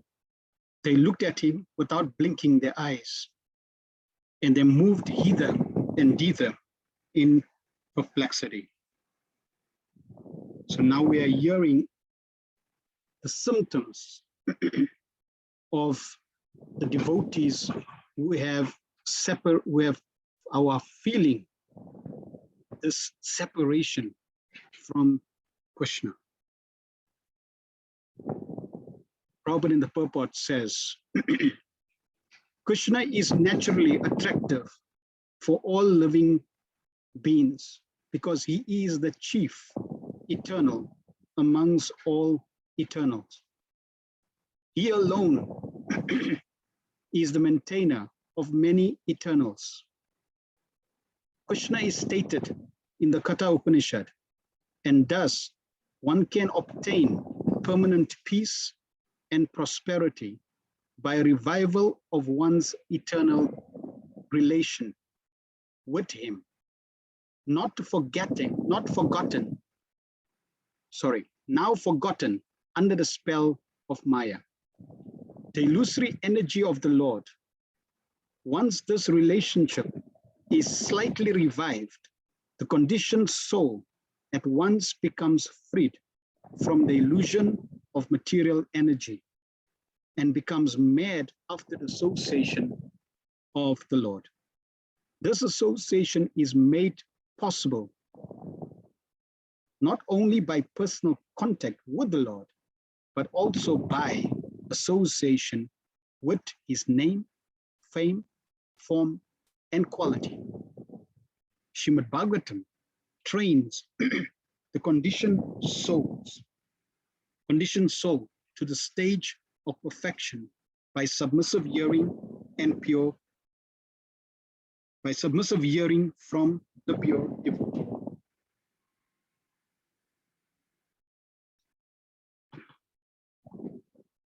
So Prabhupada now is firstly describing that the material energy, and under the spell of the material energy, we have forgotten this attraction, because many people would pose the question that if Krishna is all attractive, how come I'm not attracted to him?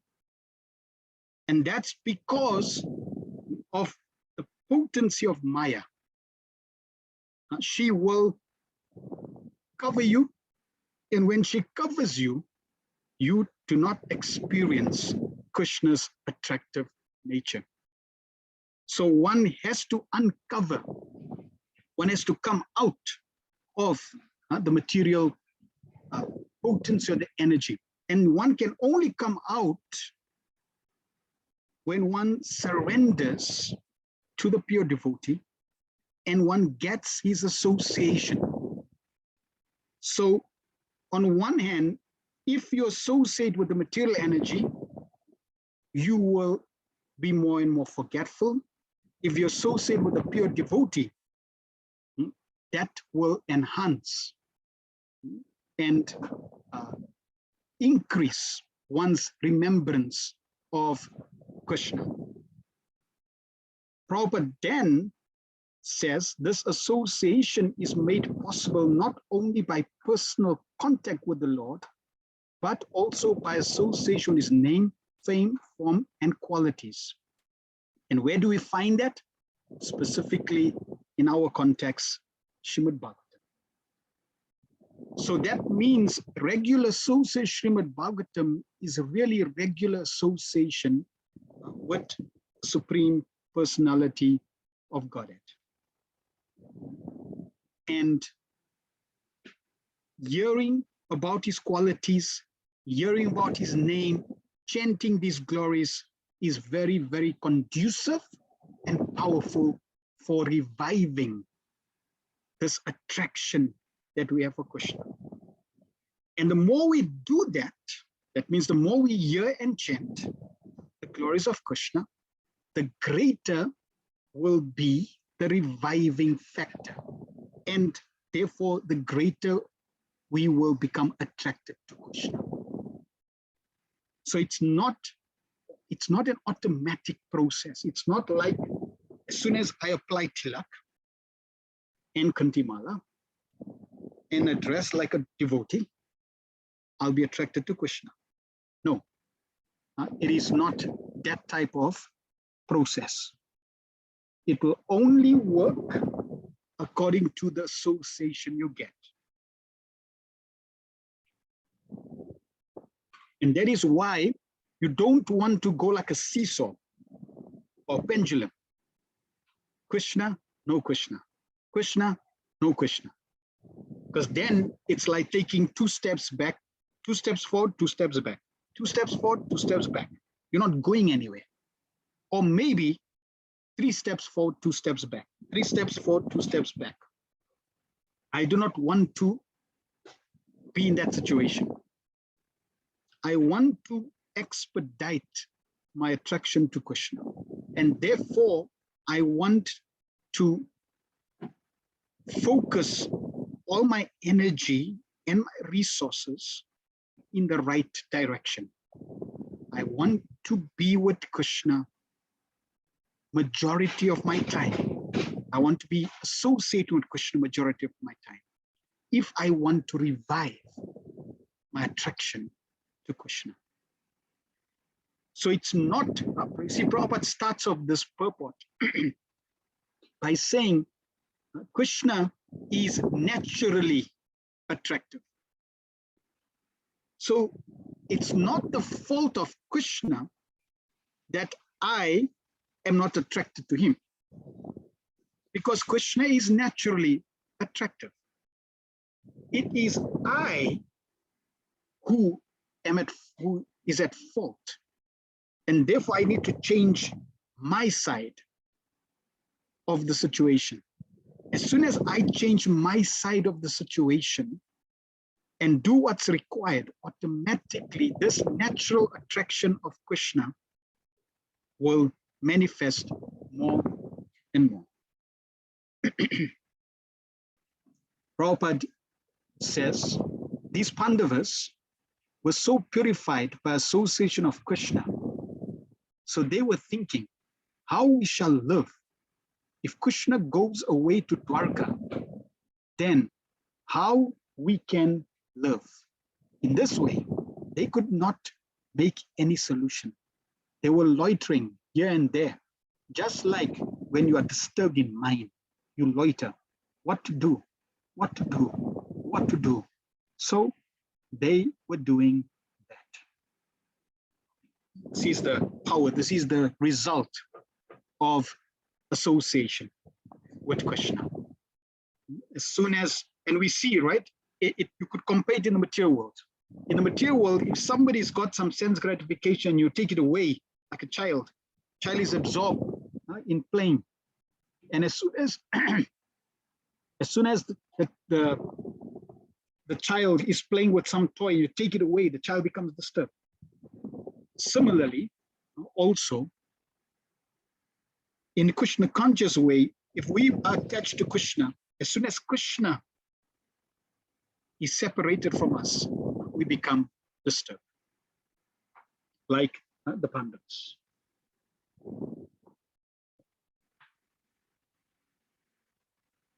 Text 14. Nyaruddan utkalat bashpam utkantyad devaki sute niryatya garambo badram iti syad bandavastriya. The female relatives whose eyes were flooded with tears out of anxiety for Krishna came out of the palace. They could not stop their tears. They could stop their tears only with great difficulty. They feared that tears would cause misfortune at the time of departure. Now that love, that affection, that attraction that they had for Krishna, as Krishna is leaving, it's causing separation. And they cannot hold that separation. It's coming out in the form of tears. At the same time, they do not want to cry because that love, the nature of that love, is I want to please Krishna. I want the best for Krishna. That is the nature of love. So the nature of that love is also stopping them from crying. They don't want any misfortune. Because it's explaining, somebody leaves and you cry, then that creates misfortune for the person who's leaving. Therefore, they're trying to stop the tears. Prabhupada in the purport says, there were hundreds of ladies in the palace of Hastinapur. All of them were affectionate to Krishna. All of them were relatives also. When they saw that Krishna was going away from the palace of his native place, they were very anxious for him. And as usual, tears began to roll down their cheeks. They thought at the same time that tears at the moment might be a cause of misfortune for Krishna. Therefore, they wanted to check them. This was very difficult for them because the tears could not be checked. Therefore, they smeared their tears in their eyes and their hearts throbbed. Therefore, the ladies who were the wives and the daughters-in-law of those who died in the battlefield never came in direct contact with Krishna, but all of them heard of him and his great activities, and thus they thought of him, talked to him, his fame, name, etc., and became affectionate also, like those who were in direct contact. Therefore, directly or indirectly, anyone who thinks of Krishna, talks of Krishna, or worships Krishna becomes attached to him, because Krishna is absolute. There is no difference between his name, form, qualities, etc. Our intimate relation with Krishna can be confidentially revived by our talking of, hearing of, or remembering him. It is so done due to spiritual potency. So first Prabhupada in the purport talks about the ladies, hundreds of ladies in Hastinapur. They naturally are feeling the separation from Krishna and trying to hold their tears. But then in the bottom part, the end part of the purport, Prabhupada makes some very important points. First is that none of them came in contact, direct contact with Krishna. Yet they were in love with Krishna. So how did they fall in love with Krishna? Because they heard about his activities. They spoke about him, they thought about him, etc. So that's an important lesson for us. We have not come directly in contact with Krishna. And if we have not directly come in contact with Krishna, then how can we also have that love? By hearing about him, by constantly talking about him, by constantly chanting his names, In that way, we will also begin to develop our love for Krishna. Now, Prabhupada in the last statement says our intimate relation with Krishna can be confidentially revived by our talking of, hearing of, and remembering him. Why confidentially revive? Because it is a confidential relationship. It is not for broadcast. It is not for advertisements. Our love for Krishna is not meant to be advertised. Oh, I'm a lover of Krishna. Oh, Krishna is, I have this relation with Krishna. No. So love is not meant for broadcasting, for advertising. It is meant to be concealed.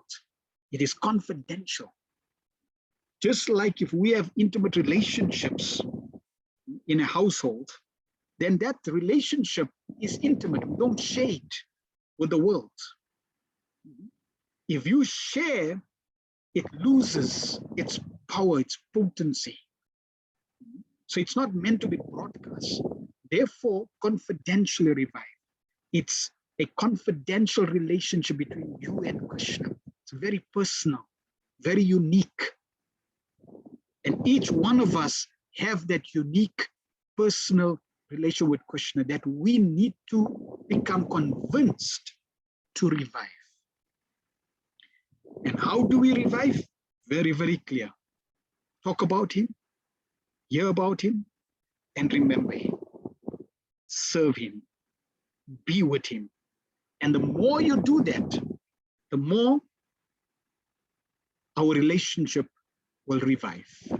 So it's a process of cultivation of Krishna consciousness. Prabhupada in his lecture says, Krishna is going, everything must be auspicious. Ladies generally, they are very much apt to shed tears in ecstatic moments. So Krishna was going from Hastinapur, and all of them, all the Pandavas, not only ladies, the men also, they were very much affected. To have already discussed in the previous verse, we have already discussed in the previous verses, especially the ladies, they could not check the tears forcibly coming out. But at the same time, they were thinking that Krishna is going, everything must be auspicious. There may be something inauspicious. So they were in a very perplexed position. Tears were coming by force, and they wanted to check so that there may not be any inauspicity in the matter of Krishna's departure. This is the picture.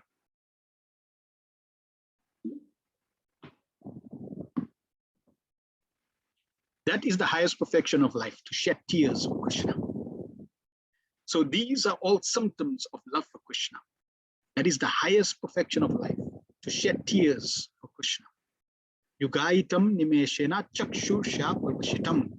Sri Mahaprabhu taught us this method of worship in separation. Viplaramba seva. Not that, oh, I have seen yesterday, last night I have seen Krishna. He was snatching my cloth. These are sahajas. Actually, our worship should not, our worship should be in separation. The Goswamis also taught us that, He Radhe, Vrajadevike, Chalalite, He Nanda Suno Kuta. They in Vrindavan remained authorized persons. They were also searching after Krishna. They never said that we have got Krishna. Never said. He Radhe Vrajadevike Chalalite He Nanda Suno Kuto Shri Govardhana Kalpapada Tale Kalandi Vanes Kuto Gosh Santab Iti Sarvato Brajapure Kedair Mahavivalo. Simply Kedair Mahavivalo. They were lamenting in separation. Vande Rupa Sanatano Raghuyugo Shri Jiva Gopalko. So our mood is not, I have seen Krishna, I'm with Krishna, but actually, where is Krishna? Where is Krishna? So we want to practice Krishna consciousness, come to this level of where we're feeling the separation. And this feeling of separation will start from feeling separation from service, feeling separation from chanting our rounds, feeling separation from being with devotees. When that separation, when that feelings arise, then we should know that we are becoming healthy spiritually. But if we feel, thank God, I don't need to chant, thank God I'm away from the temple, etc. When that feeling is there, that means unhealthy spiritual condition.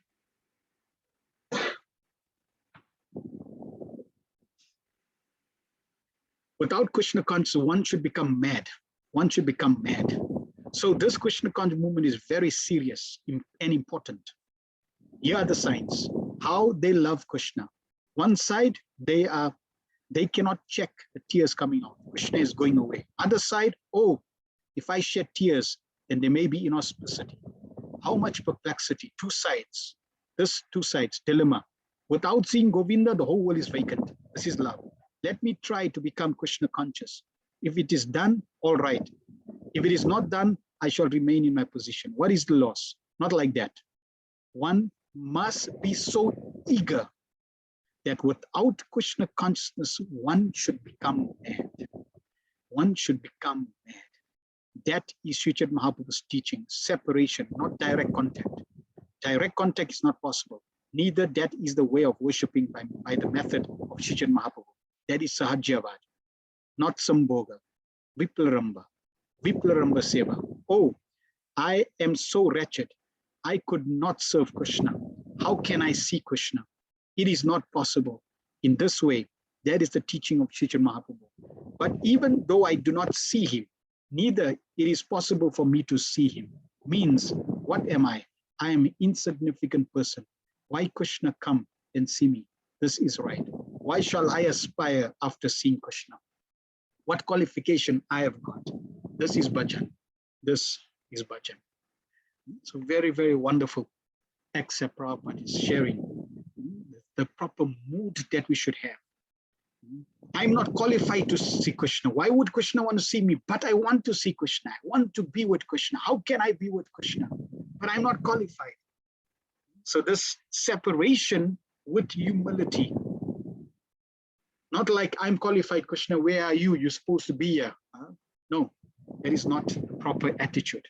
So in separation, we want to develop that attachment to Krishna so that we can feel that separation at the same time. When we feel Krishna in our lives, we appreciate out of gratitude that Krishna is appearing in my life, not because I'm qualified, but I'm so disqualified.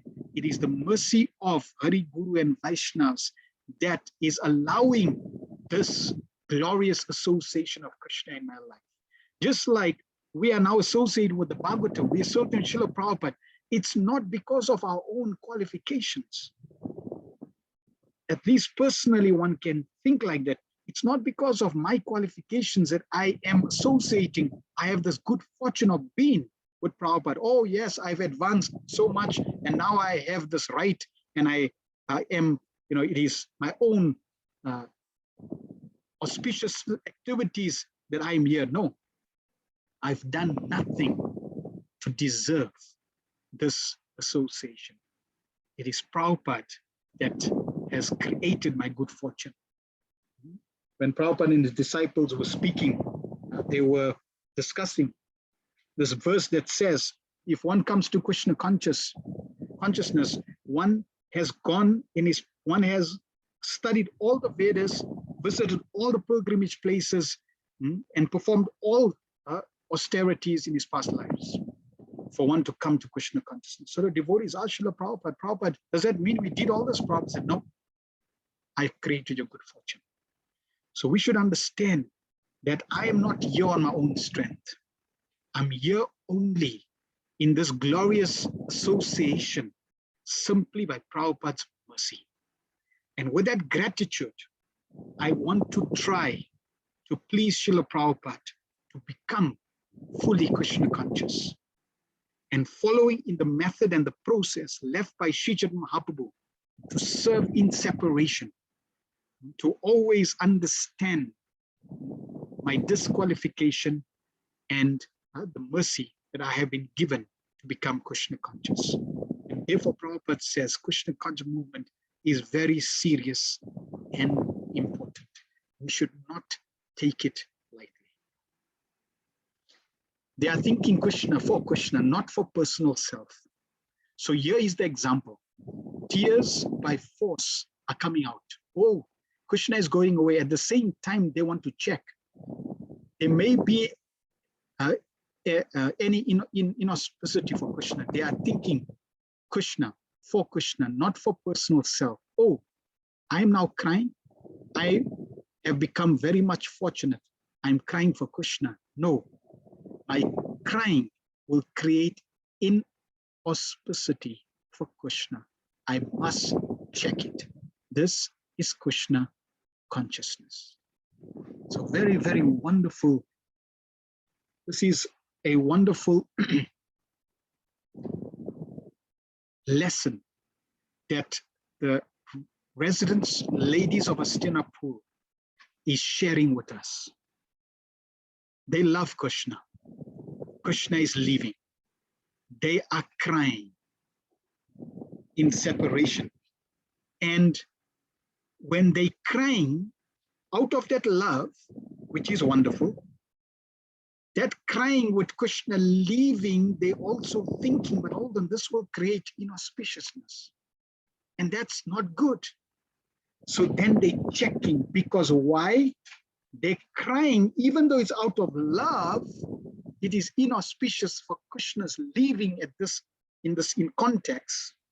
And therefore they want to check it. Why? Because the crying is also meant to give pleasure to Krishna. And therefore Prabhupada says that this is Krishna consciousness. And I'll give an example, a beautiful example, which one of my Shiksha gurus shared. There was a boat with people crossing a river, and there was also a sadhu on the boat. So as they were crossing the river, all of a sudden there was a storm, and water started coming into the boat due to the storm. So everyone was panicking, and they were taking the water with their hands and offloading the water out of the boat. This sadhu who was in the boat, he was taking water from the river and putting it into the boat. And the boatmen and those that were in the boat were thinking, what's wrong with the sadhu? Anyway, they didn't want to cause any offenses. There were more of them offloading the water, but the sadhu kept on bringing the water from the river into the boat. Then after some time, the river subsided and the storm left. And now the sadhu started taking the water from the boat and offloading the water of the boat. So the people and the boatman was wondering, what is he doing now? Why all of a sudden, first he was taking water from the river, putting it into the boat, and then now all of a sudden he's taking the water from the boat and dropping it into the river. So they asked him, Sadhu, please explain what your actions. So he said, what's wrong with my actions? See, when the storm came and water started filling into the boat, it was a sign that, okay, Krishna wants to fill the boat with water, and that may mean we're going to be drowning. So I'm assisting Krishna's desire. So therefore, I was taking water from the river and putting into the boat because I want to please Krishna. I want to be in line with Krishna's desire. And when the clouds disappeared, and now the river is peaceful, then I got a sign that, oh, Krishna doesn't want us to die. So then I'm taking the water, and in line with Krishna's desire that he doesn't want to kill us, I'm taking the water out and putting it back into the river. So this is Krishna consciousness.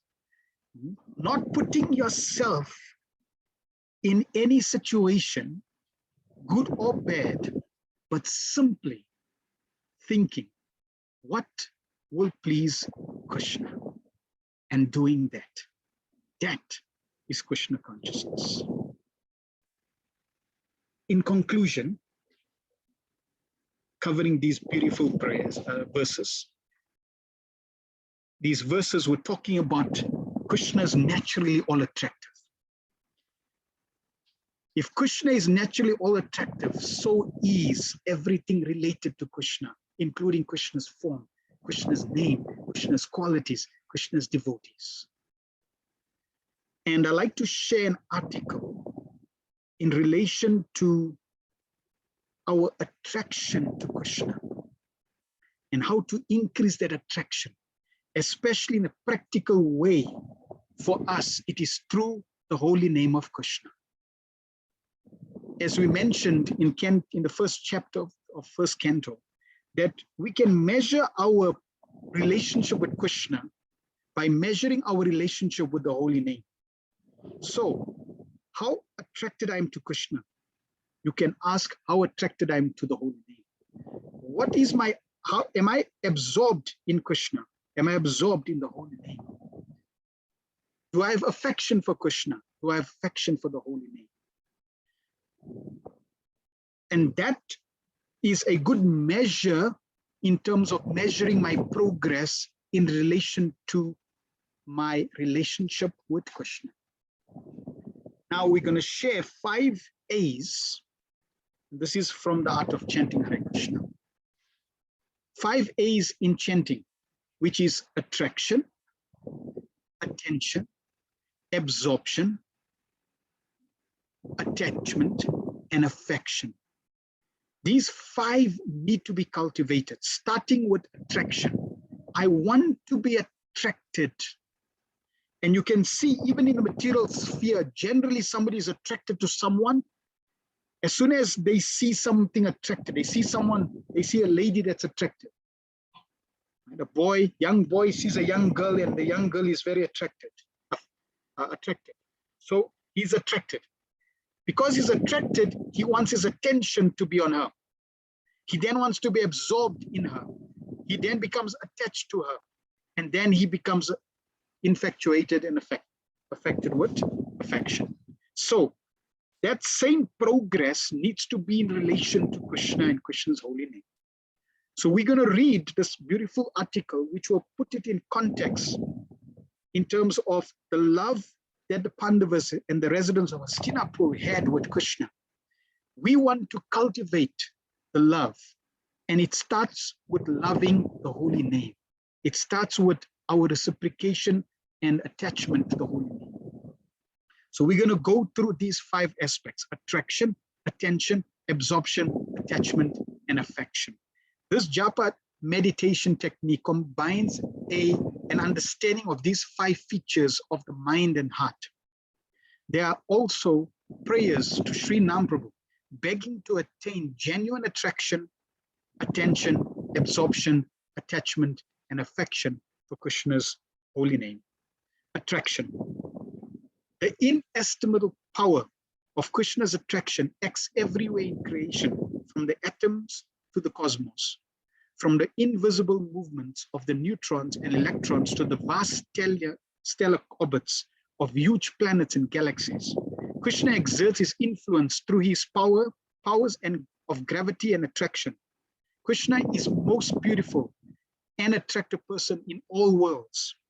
In the spiritual realm, every man, woman, child, beast, bird, beast, insect, tree, plant, lake, river, valley, hill, mountains feel natural and spontaneous attraction to Krishna's ever fresh and sweet names, forms, qualities, and pastimes. Despite all these amazing truths, we have no attraction for chanting Krishna's holy names. Sri Chaitanya Mahaprabhu depicted the plight of the struggling sadhaka in Shishastika. Du devam idisham ihajanu nanuragha. Oh my Lord, I am so unfortunate that I have no attachment for chanting your holy names. The following prayer will help one increase his attraction or her attraction for chanting Hare Krishna. Quote, this is a prayer. O Krishna, there is so much attraction within me, but why don't I have any attraction to your holy names? I'm attracted to so many sweet sounds, forms, tastes, smells, and objects of touch. But all these material attractions pull me further and further away from you. My favorite attractions are in reality nothing but distractions from you. O Krishna, please enchant my heart, captivate my restless mind. Please bless me with the matchless wealth of attraction to your holy names. So this is first A, attraction. We want to be attracted to Krishna. Let us pray in this way. Second A, when I get attraction, I want to be attentive. Attention. Attention means steady application of the mind or focusing the consciousness on a particular subject. Whatever one focuses his attention on becomes deeply impressed in the mind. Although the mind can move from one object to another with fantastic speed, Vedic Shastras and modern science conquer that the mind can only do one thing at a time. This is called the single idea principle of the mind. For example, if one is reading an exciting book with full attention, he will not hear the sounds in the surrounding environment. Attention is related to interest or attraction. There is full attention in a pleasing object, but little attention in a tasteless object.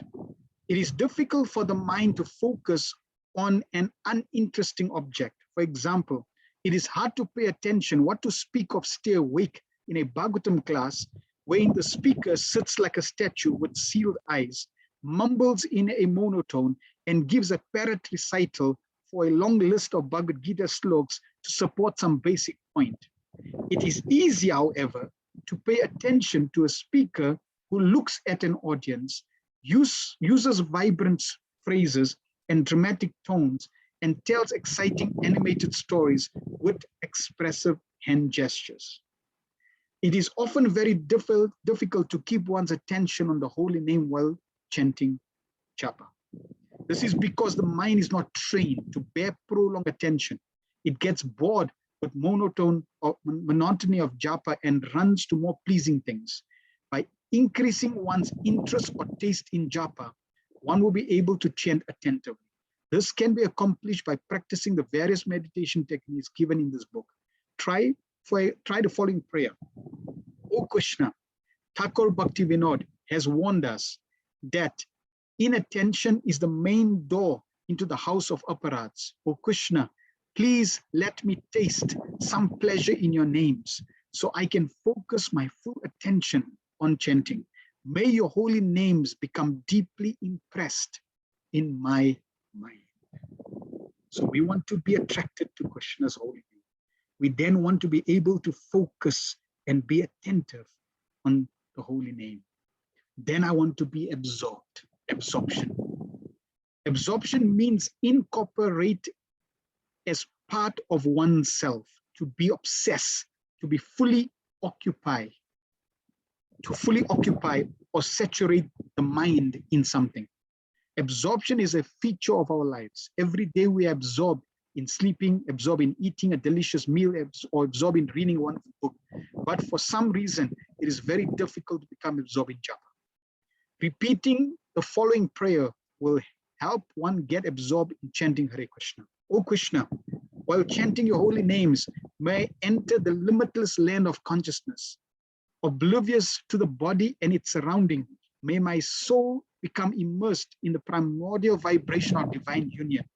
Let this Maha Mantra of Mahabhav surround and penetrate every aspect of my being, one with your desire, one with your love. O Krishna, may I completely absorb myself in serving your holy names. O Krishna, please help me become fully absorbed in chanting your holy names. After absorption, I want to become attached. The next byproduct. Attachment is a precursor to bhava, or preliminary love of God. Upon reaching the threshold of bhava bhakti, an advanced devotee becomes extremely attached to hearing and chanting about Krishna with great joy and enthusiasm. A prayer for developing attachment to chanting. Oh Krishna, by nature, I am attached to so many wrong things. Please help me transfer all my attachments to your lotus feet. Oh my Lord, may chanting Hare Krishna become an inseparable part of my life. Please help me chant your holy names with pure attachment. And then finally, we come to loving Krishna with affection. Affection means fond feelings, devotion, love. The goal of chanting Hare Krishna is to chant Sudha Nam, the pure name enriched with Krishna Prem and the presence of the Lord. May the following prayer awaken our love for beautiful Krishna standing before as Sri Nam Prabhu. O Krishna, may I chant your holy names with heartfelt emotion. When will I become charmed by the ambrosia of your names and start chanting from the heart? O Krishna, please help me chant with sincere feeling of affection for you, for Radhika, and for your holy names.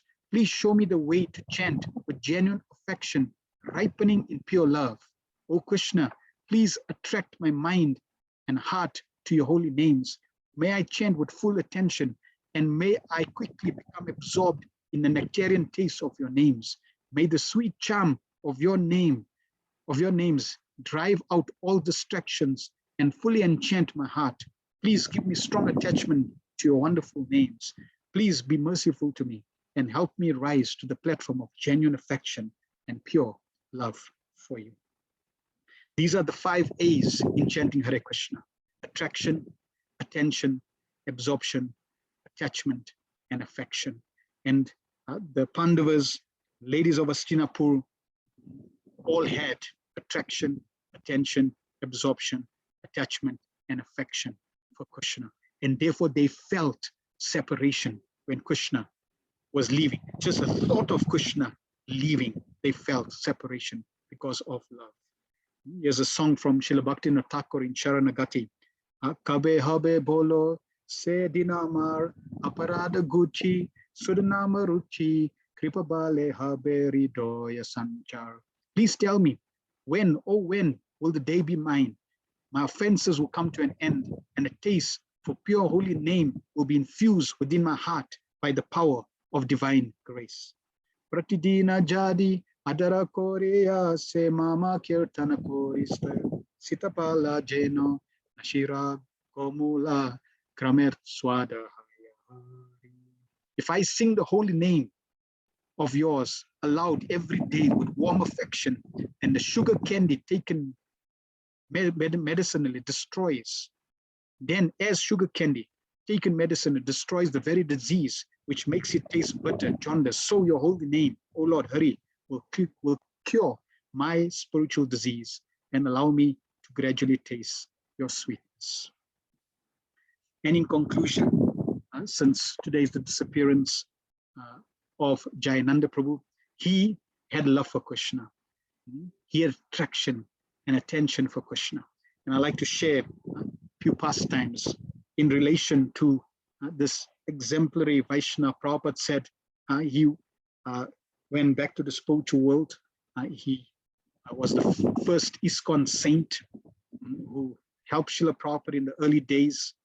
He gave $5,000 to Srila Prabhupada to print Bhagavad Gita. Just consider what that would be in the 1960s. And he practically dedicated his life to serving Srila Prabhupada, especially in the field of Ratha. An example of his attachment to Krishna consciousness, Jayananda's love for Kirtan, for chanting. Jayananda was always eager to take the whole temple out on Harinam chanting parties. He had a special attraction from chanting in the streets. Where the Kirtan was held in the temple on the street, Jayananda could always be seen chanting, dancing and chanting enthusiastically. When he was making Maharaj Das into a devotee, Jayananda would visit his house and have big kirtans. Even if there were only 2 of them, they would jump and chant, Nitai Go Hari Bol. Also, Karandar recalls how one day, after working very hard for 10 hours straight, Jayananda suddenly announced, hey, it's 10 to 7. let's go to Arti. Everyone else was so tired that Arti was the last thing on their minds. But Jayananda quickly jumped in the shower and then bounced down to the temple room for Arti. Jayananda Prabhu had great devotion for Srila Prabhupada. For some reason, Jayananda was put into a clinic near San Diego, California, for his cancer condition. He died at the age of 37. A nice devotee, Mukta Kesha, told how he came to Jayananda's room to bring something to him. So this was in the hospital room, in the ward, hospital ward. Mukta Kesha was there in the room and casually began to sit on the bed, but Jayananda stopped him before he did. Asked him to please don't sit on the empty bed. Mukta Kesh was wondering why not. And then he turned and noticed a picture of Srila Prabhupada at the head of the bed, propped up by the pillow. Jayananda then explained how he had never had such a nice bed like this as a devotee, and how he thought it was more appropriate that his spiritual master Srila Prabhupada should enjoy the bed. I trembled as I write this. Jayananda gave his nice bed to his beloved Gurudev in great love and devotion, and laid his cancer-riddled body on the floor in a small space in front of the bed. So here's someone who was meant to be hospitalized, meant to be using a bed because he's got cancer of leukemia, and he's meant to be on the bed. But because of the fact that the bed was so opulent, his consciousness was, I cannot enjoy this. I need to offer this to Prabhupada. And he put Prabhupada's picture there and offered the bed to Srila Prabhupada and was happy to lie down on the floor, even in that situation, because of his love for Srila Prabhupada. So he was an exemplary devotee. So many wonderful qualities, pastimes of Jayananda, his perseverance. He was busy building the Rath Yatra Cut, and one time he was an engineer. His qualification, he was a skilled engineer. So he built all the chariot for Rath Yatra from scratch. He was liked by so many people. Practically everyone loved him. He would get everything practically for free for the whole festival. All the wood, ingredients, resources that he needed to build a chariot, the boga, everything would be, he would get that because of his wonderful personality. In fact, the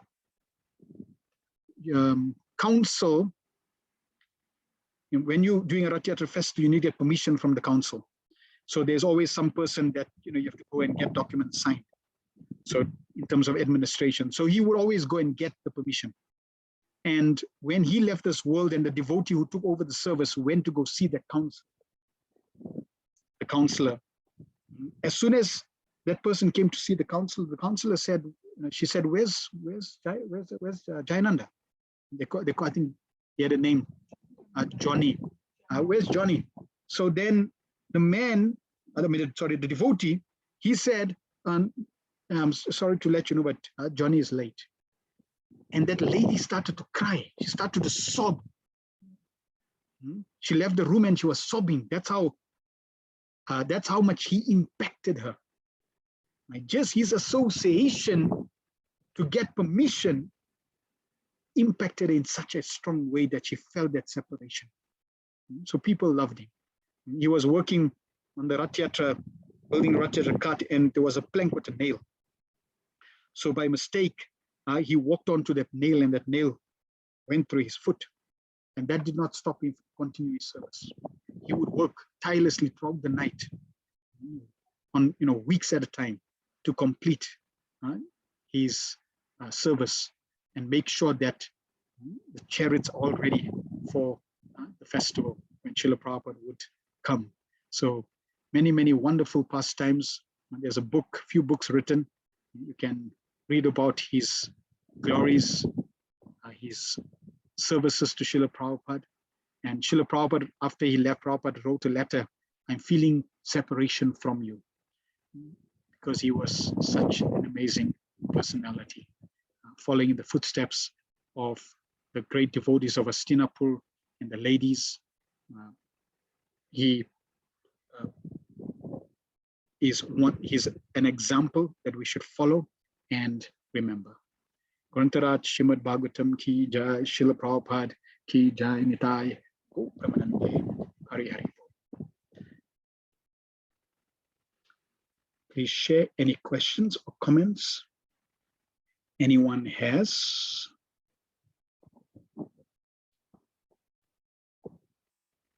So Bafana Prabhu has written, I almost wrote to a friend devotee that my anxiety is so very high that I'm so devastated by fear of separation from the holy name of Krishna.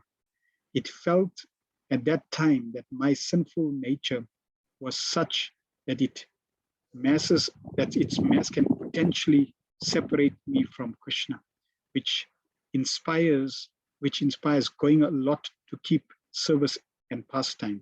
Thus carry books everywhere, and I'm convinced madly you may think that I'm carrying Krishna, and that is my pacification.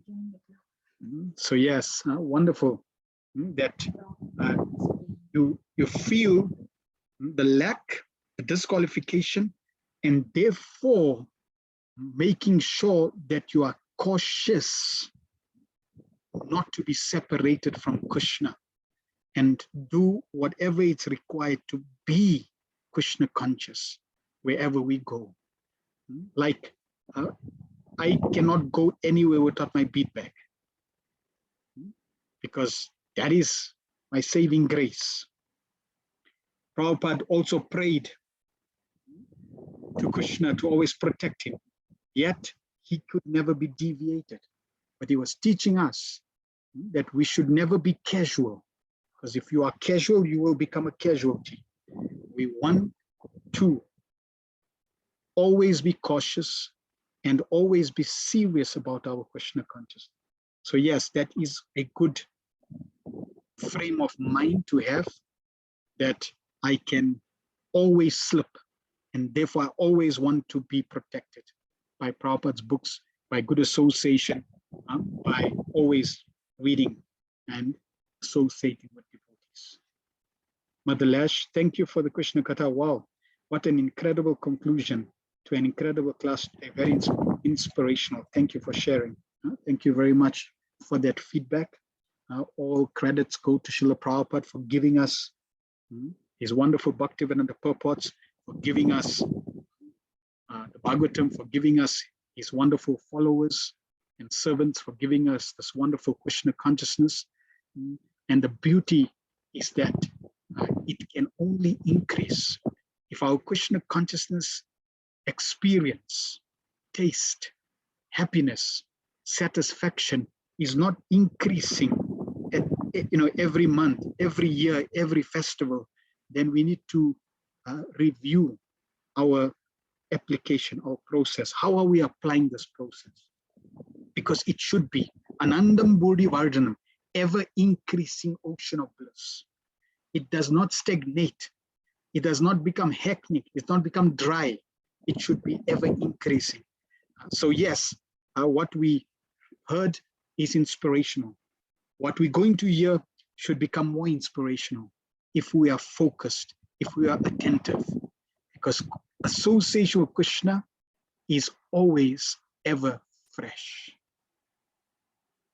Shyamananda Prabhu says, thank you, Prabhu, for sharing the pastimes of His Grace Chayananda Prabhu. All glories to him for his devotion to Srila Prabhupada and for showing us how to be a proper devotee.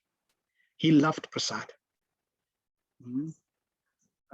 Yes, and you can see as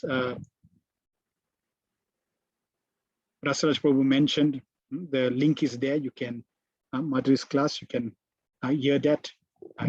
So many wonderful lessons we can take. So let's go back. So yes, wonderful devotee. The theme of intense love is prominent in these texts. These writings of Srila Prabhupada is out of love for Krishna, yes. And all of us, and correct, and for all of us. If there is no love there, then one cannot voluntarily and painstakingly do these translations night after night, despite so many challenges and botherations. So we can try to understand Srila Prabhupada's love for us in this way. Fully agree.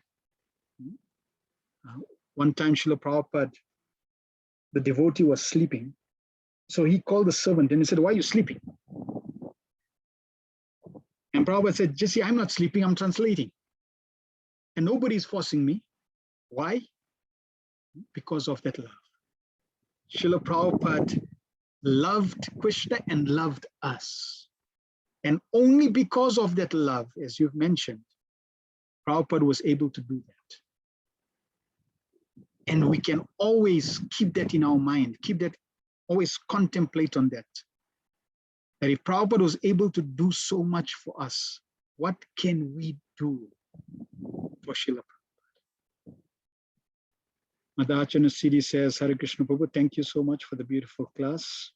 As usual, thank you very much for your feedback. Wonderful. Thank you everyone for your association and your attendance. Let us contemplate on the 5 A's.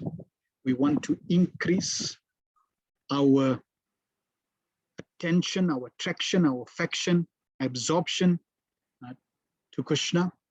And tomorrow we will be observing the festival of the appearance of Lord Nrsimhadev. Let us pray to Lord Nrsimhadev, remove all the obstacles in our heart so that we can fully revive our loving, dormant Krishna consciousness.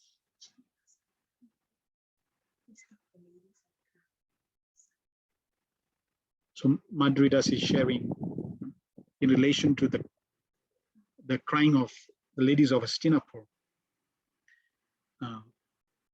I was in relation to that, I just need to see in the purport, because unless I didn't copy the purport completely, because Prabhupada talked about shyness and I didn't see that. We'll possibly touch base again on that next week. And we'll talk about this aspect of shyness. Maybe it's, yeah, I'll just review that. We'll catch that aspect of shyness of the ladies of Hastinapur next week. But she was making the point that the ladies of Hastinapur, they stopped crying because for the pleasure of Krishna. Similarly, we find in Srivas Angam, when Srivas, his own son, left the world while Sri Chaitanya Mahaprabhu was having kirtan, the ladies in the room were lamenting, and Srivas told them, keep it quiet because we don't want to disturb Sri Chaitanya Mahaprabhu.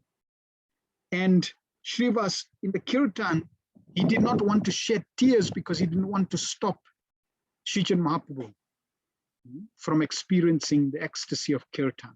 So again, that same consciousness and mood of trying to please and do what pleases the Lord, even though it may be something that's really against our wish or something that's disturbing us.